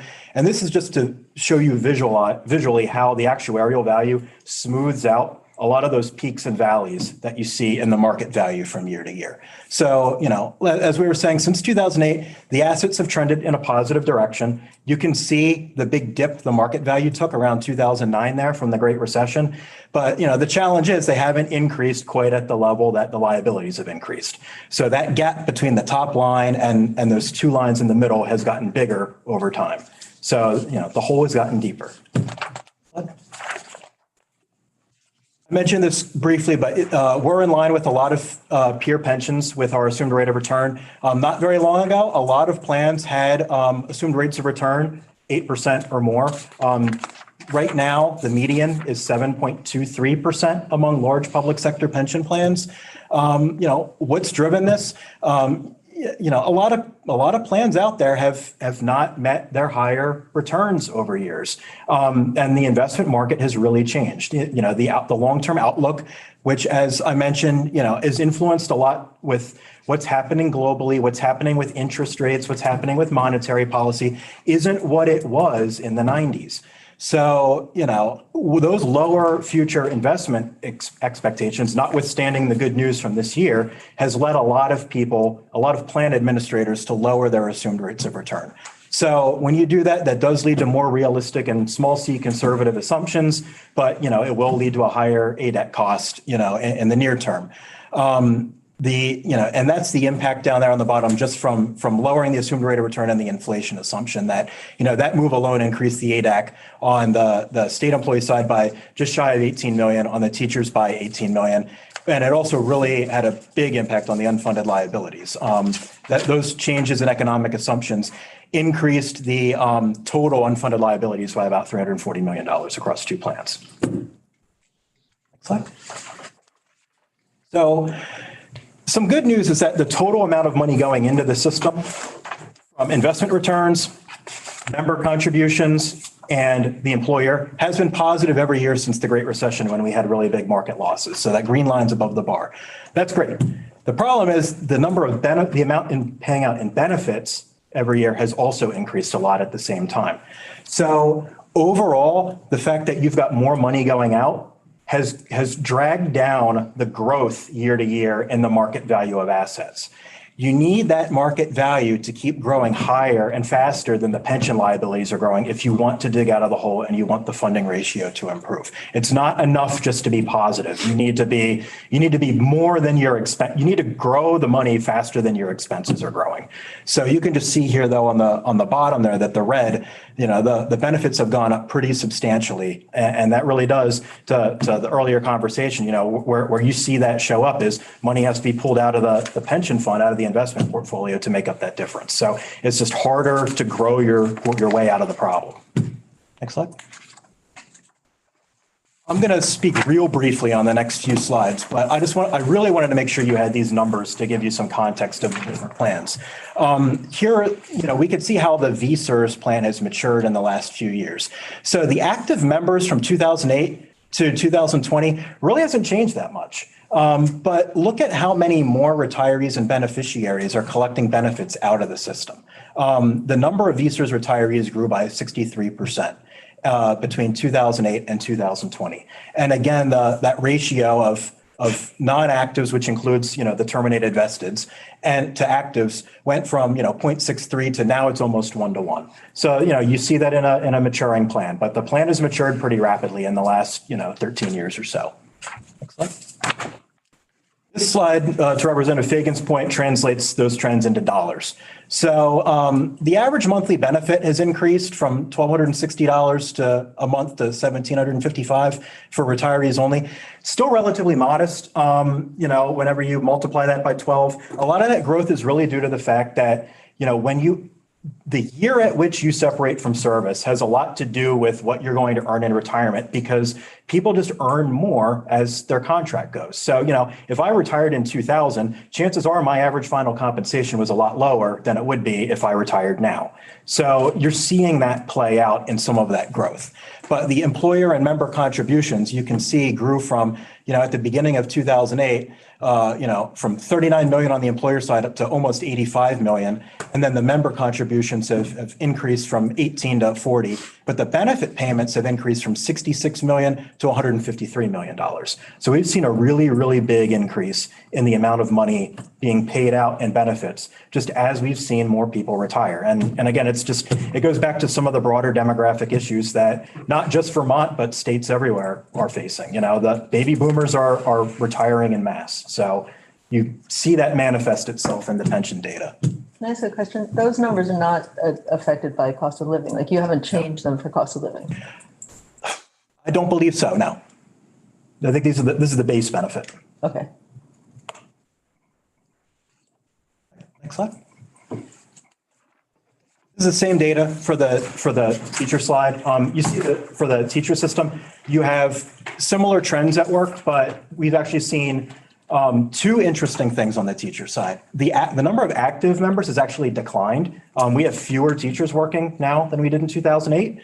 And we've had a bigger corresponding increase with the number of retirees. There was a 77% increase. There are actually more non-actives than there are actives on the teacher side. So, just like with the state side, you see demographics playing out here as well. You see the fact that, the education system has not been growing the way you would see it grow in a state that had, growing population trends, for example. So all the sort of broader things that are happening in the outside world and, the world outside this room end up showing up in the pension data.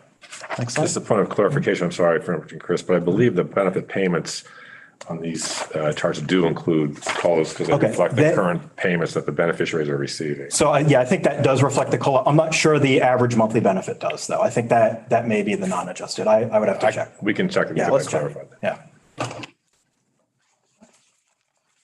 And then same story on the teacher side. You could see that the benefit payments have increased from 83 million to 201 million. And employer and member contributions have increased as well, but not to the same level. So sort of the gap between what's been coming in from employer and member contributions and what's gone out in benefit payments has grown over time, and that has required more money to come out of the portfolio. Okay, next slide. So it's the Friday morning before the 4th of July.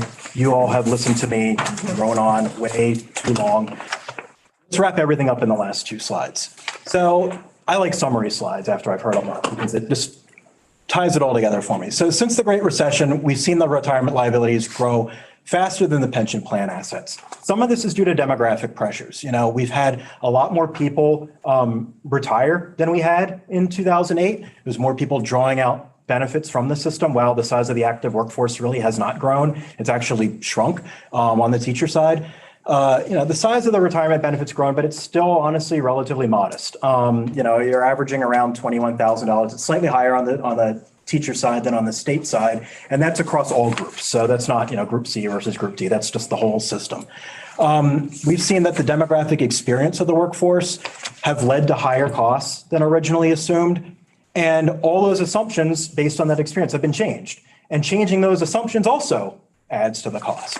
So, what all this means in practice is that, we're paying out more in benefits every year, and it's exceeding what we're paying in from employee and employer contributions. Assets have to come out of the investment portfolio to make up the difference, which makes it harder to dig out of that hole. The plan has matured and we're trying to turn a battleship around at a slower and slower speed.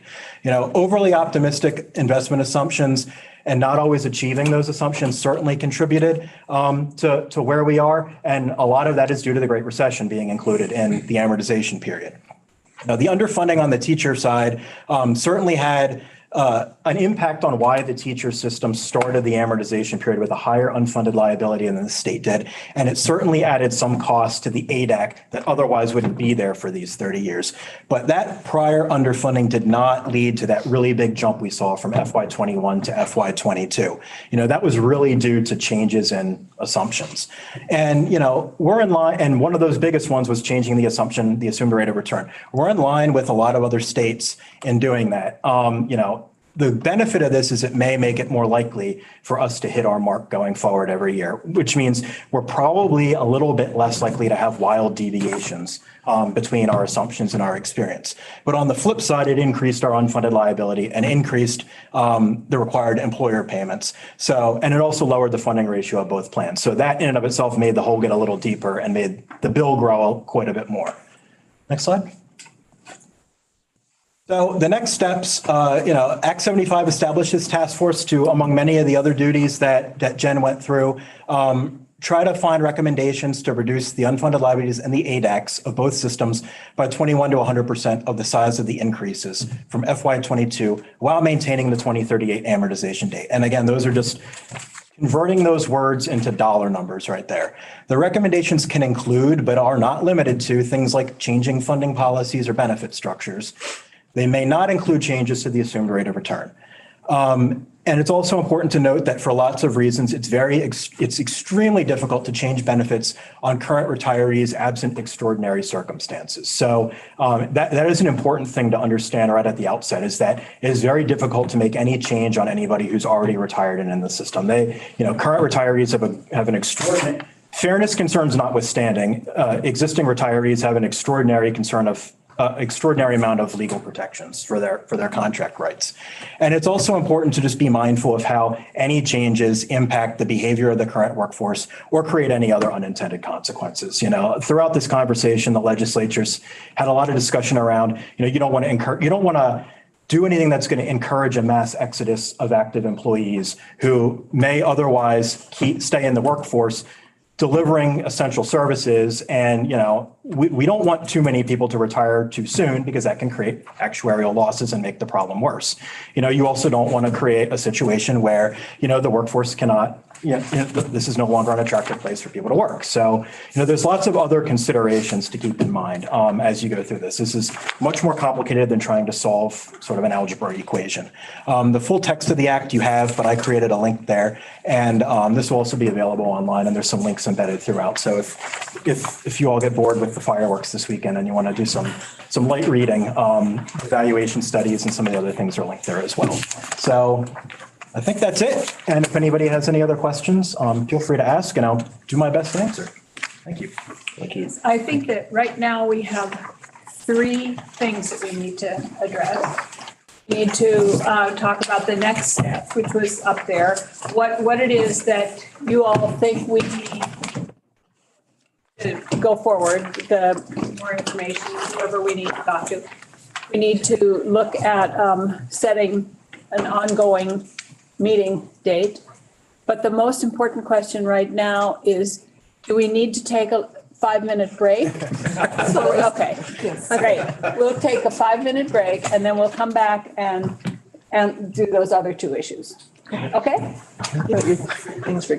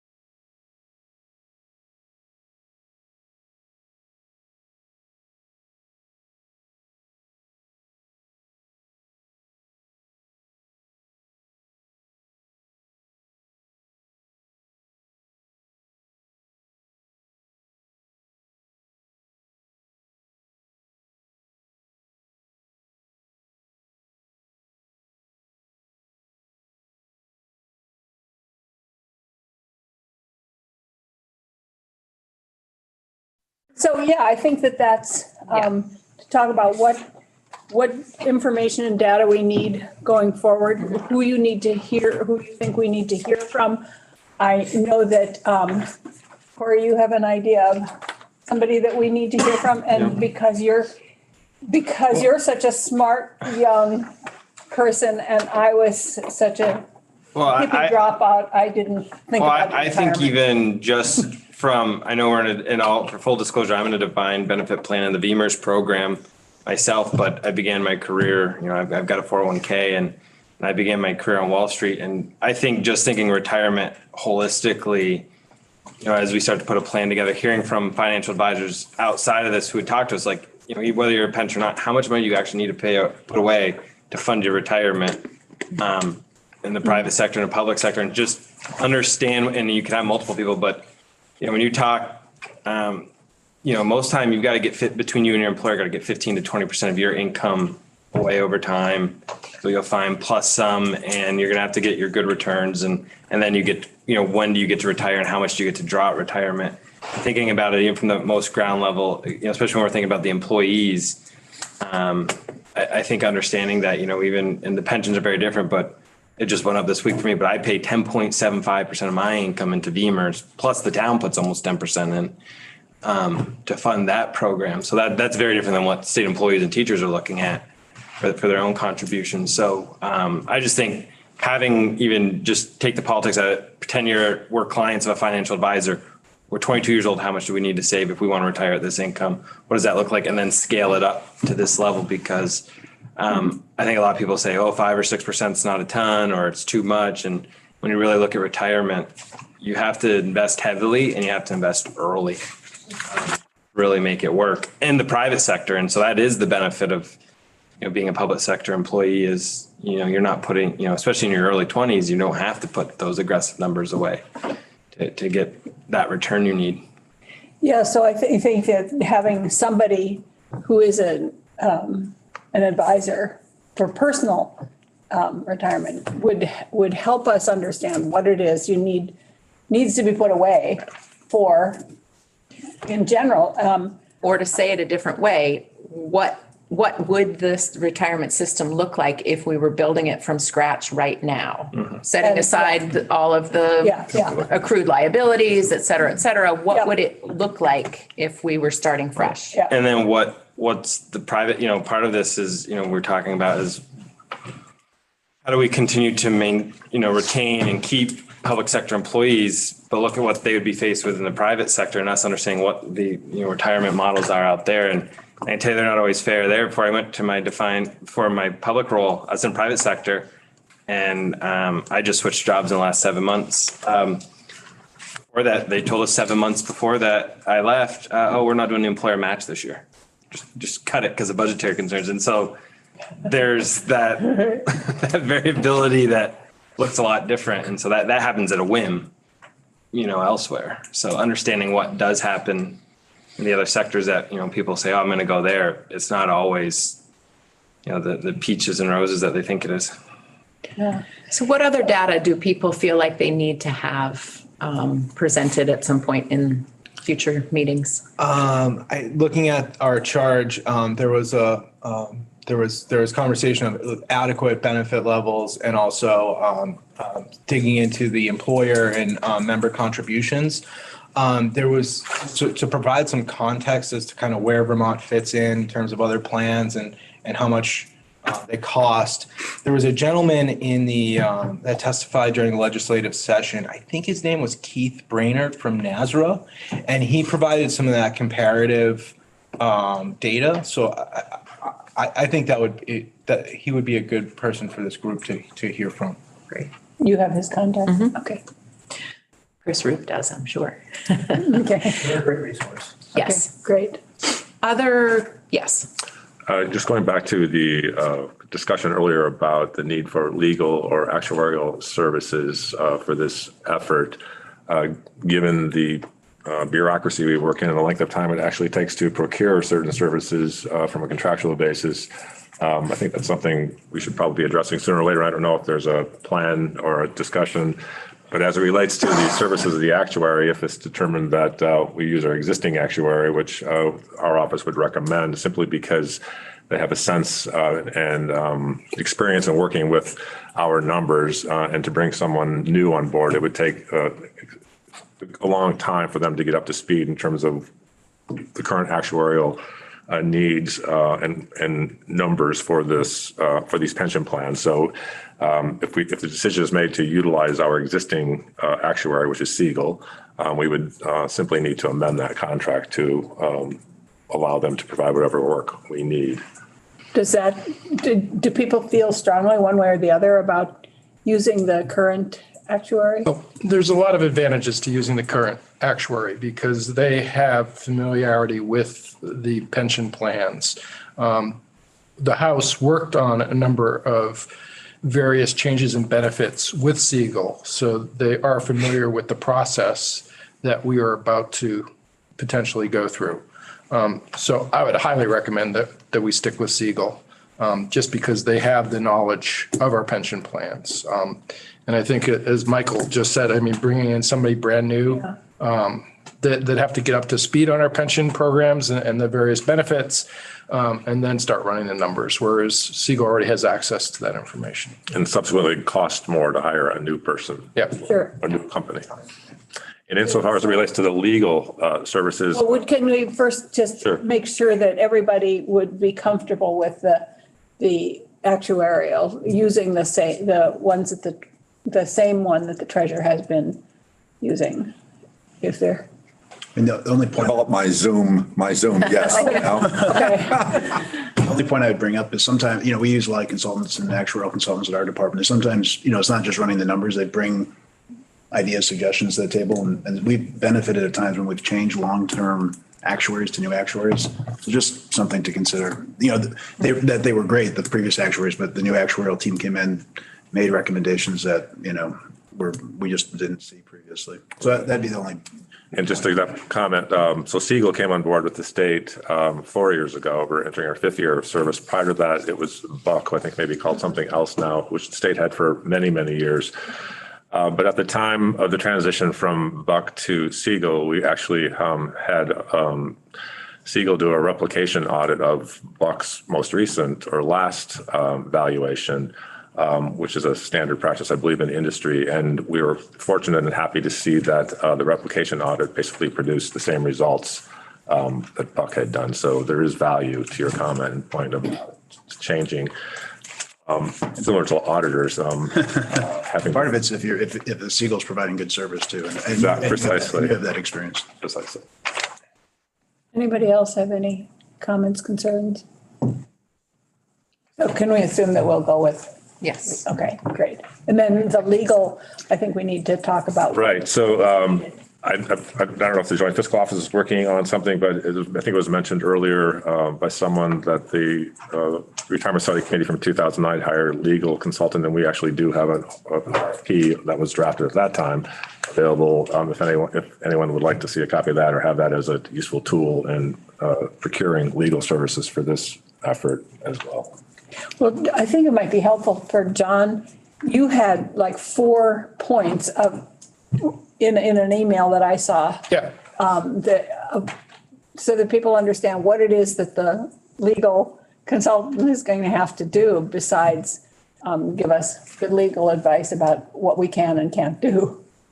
Right. So, I mean, I went back and looked at what the 2009 Retirement Commission did and their retention of Ice Miller, which was the law firm that they used to provide them with guidance. And so the things that I highlighted to Legislative Counsel was, assistance to review constitutional, legal, and contractual issues relative to the provision of or revision of state pension and retiree health benefits. Advise the task force on the legality under state and federal law of options to modify existing Vermont state pension design, structure, and contribution levels consistent with the charge of the task force.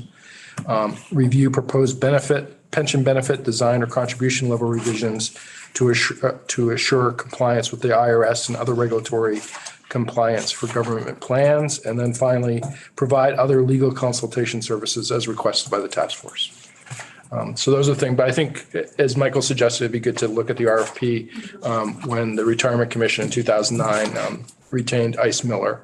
And I should point out that this area of the law is a very narrow area of the law. There's not a lot of expertise. I doubt there is legal expertise in the state of Vermont to assist us with this. And just doing some research yesterday, there's tons of firms that do litigation around pension benefits, but that's not what we're looking for here. We're looking for more guidance about what we can do and within the law. And I think there is a narrow set of law firms across the country that focus on that. Ice Miller is one. I did check. They're still providing guidance in this area, but there are other firms as well. But none, I believe, are located in Vermont. Yeah, this is not going to be your brother-in-law who does divorce. So, yeah. Question, would it be helpful to review the legal analysis for the task force to review the prior legal analysis as well? Understanding we should have someone guiding us through this process, but I didn't know if that was a good starting point to build on. Well, we can certainly look at that. I think we need to act pretty quickly about who we're going to get to, because if we have now 19 meetings left, presumably, and it's going to take a while to get an RFP out and responses and get somebody up to date, but we can also look at that. So how do you want to proceed with going forward with this? Look at the RFP from last time, and it's probably a pretty similar. And then send out the RFP and see what comes back. I think we should get on that. The only things that we may want to expand is it did not focus on OPEB. That may be something that we want the law firm to take a look at as well, because that is part of our goals for this, is to take a look at retiree health benefits. But that's the only other thing I'd put on the table that might not be in the RFP. Michael, will you send that? Yes. To Jen and Chris? Yep. What else? Well, I think the other thing that we need a presentation on, which we do not have today, this was very focused on the pension side, is we do need to focus on retiree health benefits. Right now we're on a pay-go system of payments, and the Treasurer's Office has repeatedly recommended that we move from pay-go to pre-funding. So I think that's something that we definitely need to take a look at. And so I know Chris has done a presentation on that before, so I think it would be good to get people up to speed on the OPEB. Other information that members of the task force would like to have presented? Yes. Looking for information on analysis of what happens with one-time contributions. I know part of our other task is looking at alternative revenue streams and looking at the analysis on what that does to the system.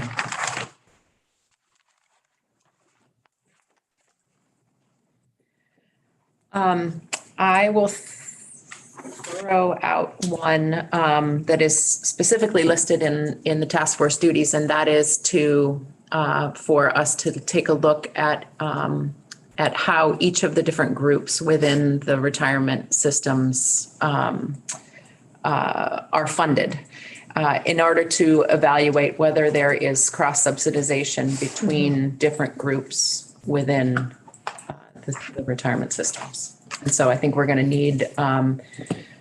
need some data from the Treasurer's Office to understand how each group operates independently.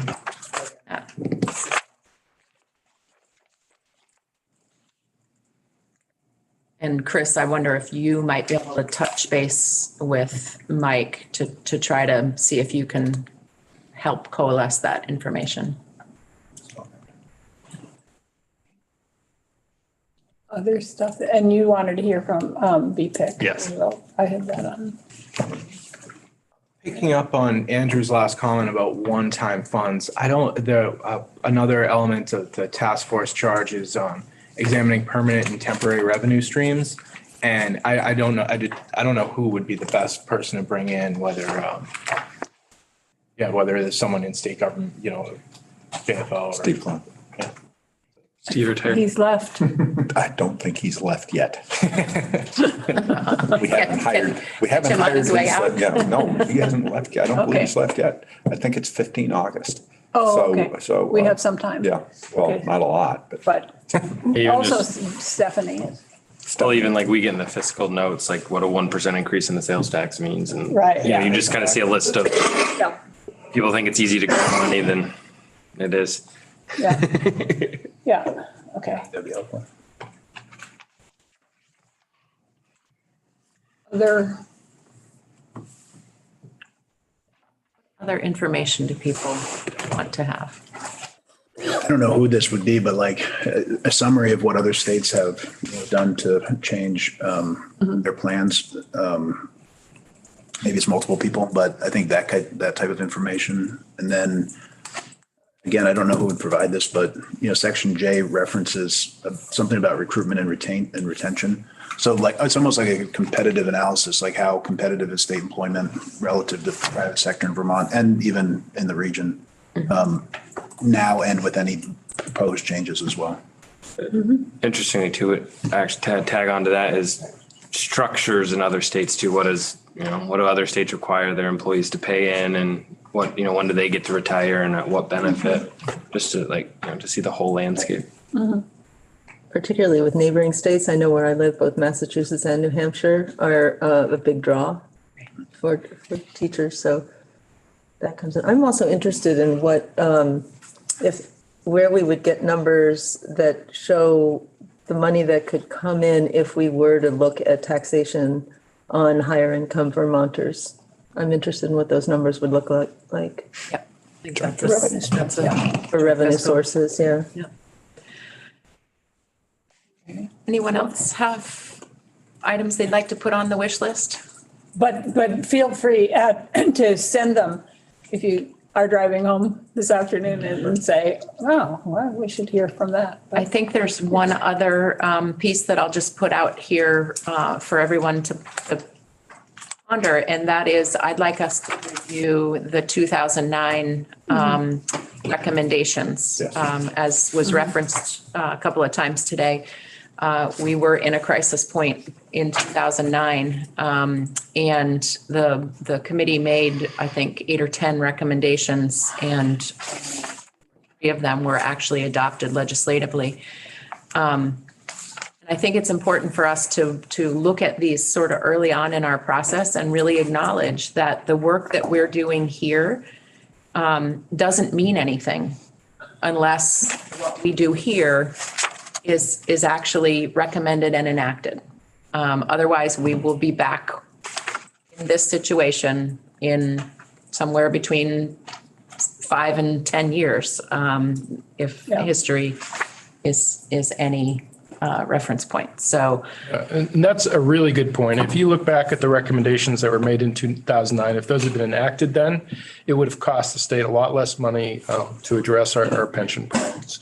And so we need to remind ourselves of that now, because if we do not make progress, which means the legislature passing a bill and the governor signing it, we'll be even in a worse position the next time that we attempt to tackle this. And I think that's the responsibility of all of us here, because we each have a constituency out there, and we need to make sure that the best ideas are coming to the table, and that whatever we come up with, our constituencies, whether it's teachers, state employees, the fellow legislators, we need to make some attempt to make sure that those constituencies are with us, because otherwise, as Sarah said, all this work is going to be for naught. If we get to the legislature and we suddenly see that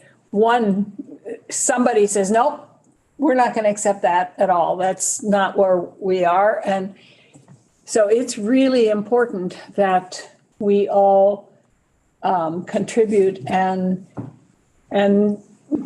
use our best thinking so that those constituencies do not come in then and decide that whatever this group comes up with is not going to be supported. It's otherwise, because the bottom line is going to be in January when a bill is proposed, and then we can see if we can get it passed. So I thought of one more item. Looking at task I, evaluating the intermediate and long-term impacts to state and local economies of retiree spending. We'll probably need an economist or several to consult with to, look at how any changes would affect the, ultimately the tax base that exists.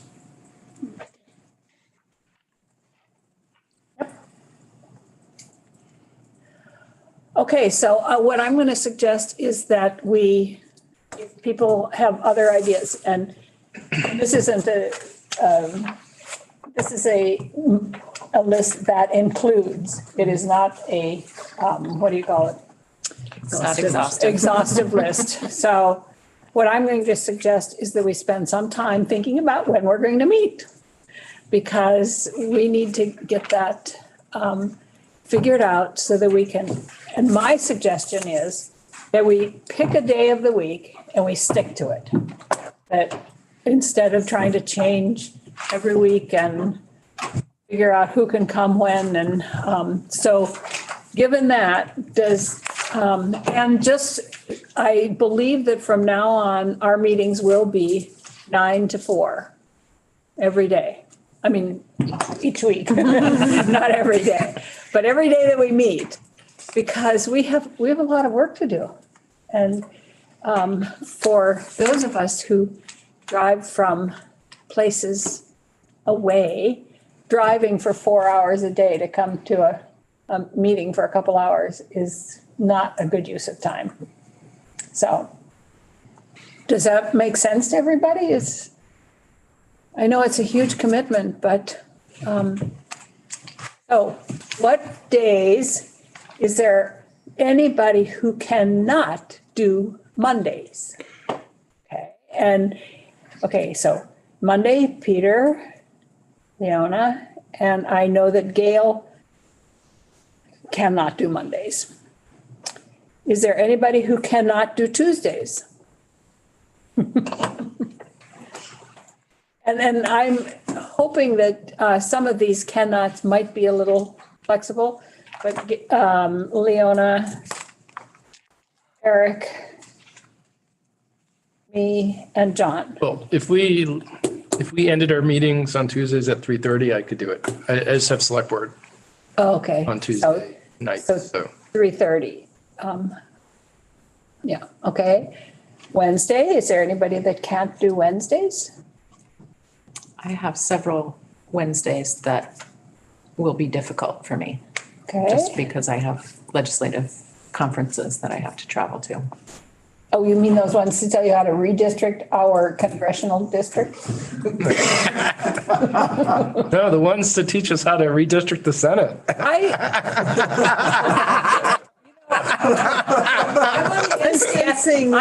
I'm on the NCSL redistricting committee, and I get all the things, and it's all focused on congressional districts. I've never seen them talk anything about state districts. So anyway, okay. Is there anybody who can't do Thursdays? I just have one, but otherwise, and it's only at 1 o'clock in the afternoon. It's a joint fiscal committee meeting, but in fact, I could leave and go to that. So I think it's probably somewhere near here. Probably. The Vermont State Employees Retirement System meets on Thursdays, but that's only once a month. And it's a portion of the day. So, but that exists. I mean, I might be able to work around it, but. Did you raise your hand? There are 2 Thursdays that I wouldn't be able to make.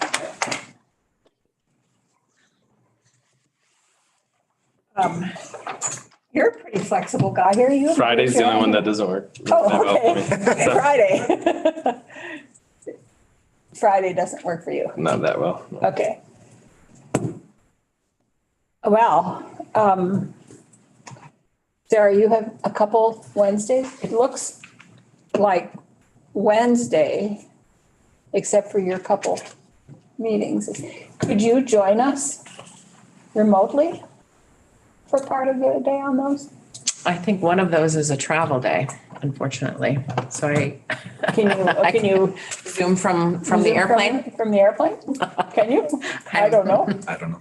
It depends on what airline and whether they have Wi-Fi on the plane, but I can try. If I was the only person on Thursday, it sounds like my conflict might be easier to manage than Representative Copeland Hans's. Okay. And Peter, you have one afternoon on a Thursday? I just realized it's actually two. I do have one doctor's appointment, but that's, so I can miss a day. That's okay. I can miss a day. Yeah. No, seriously, I can miss a day, so we're good. I was saying, don't go to your doctor's appointment. Not a very smart thing to say. Kate, you had a couple? Are they unchangeable? Good. Yes. Jeanette, it occurs to me that one possibility is we could meet in 2-day segments every other week or something like that. You mean 2 days at a time? Yeah, just as a possibility. If there's certain days that don't work, we could do you know what I'm saying? Yeah, back-to-back days. And meet only every other week. Or a combination of Wednesdays and Thursdays? Yeah. Some Meet Wednesdays and some days. Yeah, just use Wednesdays and Thursdays, just on, off, Oh. depending, a quick doodle poll to set next week's now. And then do a doodle poll between Wednesdays and Thursdays. If the Thursdays and Wednesdays aren't the same for everybody, yeah, that we could do that. If I have a Wednesday in August, I have a conference, so I have to be able.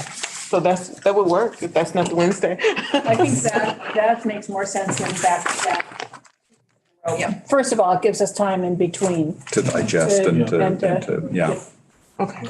So is next Wednesday the 7th? Yes, next Thursday is one that I could not. Okay. So if we That did, would be one of them already. so if we did next Wednesday. Next Wednesday. And then the next Thursday, and then the next Wednesday, and then the next Thursday. Or I like the suggestion of the doodle poll that someone had for just remaining Wednesdays and weeks. Thursdays to See whether or figure out. not we can Doodle Wednesday and Thursday for Yeah. each week For and each we'll week. figure out Okay, which. good. Okay. go with Wednesday. We know we're here the 7th. Mike, who's probably needs to convey that to Gail. A lot of different ideas right there. So a doodle poll that has every Wednesday and every Thursday, every week to this group for the next 10 weeks. With the exception of next week, because next week I think we landed on. Next week being Wednesday, solid. Yeah. After that, starting the week after next, 10 weeks of Wednesday, Thursday doodle polls, and this task force completes those, and then the most hits gets the meeting. I think we should take a look at it and make a judgment call from there. Yeah. Yeah. But I can do that. Super. Just want to know what I was doing, that's all. And there will be times when people have things that they simply can't come because they have doctor's appointments or family vacations. I'll be doing it from the beach again. I did our veto session from the lake, wind blowing. Yeah, Michael? To that point, and to a comment that was made earlier, just in terms of where people are at and coming out of the pandemic, I will be traveling to visit my parents later this summer. And since the treasurer's office is a non-voting member of this committee, the treasurer will serve in my absence on those times when I'm not able to attend. Sure. And I know that we had thought that Erica might be a good member here, but we know that she's really busy with retirement issues during this time, so. Yeah. And then if we are away, is our option just to watch it or will there be a participatory option? I think we could. Well, we're aiming for people to be here. Right. To be able to participate.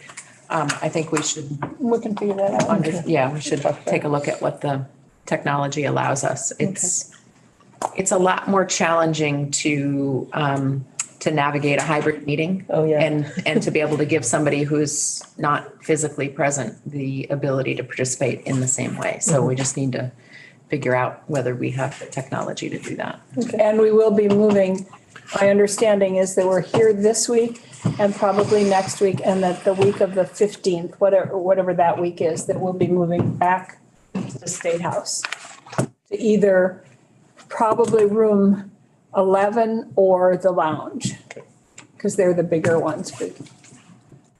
Is that right, Mike? Those are the only two rooms right now that can accommodate over 20 people. And I counted today, we've had 22 people in this room. So it seems like that's going to be the safe assumption that'll be the going rate. This is the larger study task force committee that we have going on. So Yeah, this is the big one. well, not the largest, but it's one of the largest. The other one's the State House Advisory Committee, but. Oh, okay. But this room's always available, but yeah, it'll be room 11 or the lounge, and the State House wants that. Okay. So one other question that I wanted to ask, when we looked at the landing page on the legislative website, it lists email contacts for the legislative members of the task force. But of course, there may be Vermonters who would like to be able to get in contact perhaps with one of their fellow teachers or with one of their fellow state employees. And I wondered about getting email addresses listed for the other remaining members of the task force. Anybody have an objection to sharing an email address that would make you available to Vermonters who look at that landing page? You mean our personal emails or one that would be? Our state emails. Well, you don't have state email. You have state emails, but you don't have state emails. Do you have teacher emails? District emails? I mean, district emails? Yeah, they're supposed to be just for school business. I don't know how the office would look at that. I don't have any problem sharing any of my emails. Or, yeah, okay. I mean, I just think that since all of us have constituencies who may want to ask us questions, particularly people who are watching and, they may hear a question that you asked and they may want to explore that with any number of us. I thought it would be helpful to have your contact information as well. Whatever you feel comfortable sharing, we should get that to Mike maybe, and Mike can get that to the IT folks. And so when we start meeting, I thought of this now because my stomach is grumbling.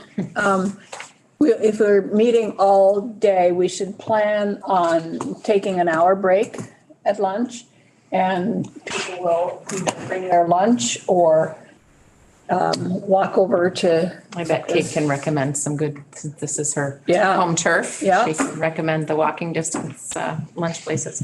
I think we will attempt to do, I promise that I will attempt to make sure that we build in a stretch break in the middle of the morning and in the Yes. middle of the afternoon as well. So today was a bit of a marathon with one short break. And I'm going to leave that up to Sarah because I tend to forget about stretch breaks and my committee yells at me all the time. So. Okay. All right. So bring your coffee and next time. And when we go over to Mike, will we be able to have coffee and donuts and stuff in room 11? You'll have to gain the authorization and approval from the sergeant at arms for that request. I have nothing to do with that. Smart man. I know her. There, so if you spill coffee on it, it doesn't make any difference. David Sheets just turned over somewhere. I know. He's going to pop up at some point if you keep speaking like that. He and I have an ongoing battle about coffee and donuts in that room. I usually win. Okay, so, yeah, I think that we'll work on an agenda for next Wednesday. That's only a couple days away. I recommend you, because I think I'm right with Steve, 15 August? Yeah. So I would ask him to come in earlier on, because if we have any follow-on questions of him, he'll be able to research them and get someone over here. I'd hate to lose the opportunity to tap his expertise of all the years service that he's given us. Yep, we will. I think that he's a good one to put on for next week. Anything else before we adjourn?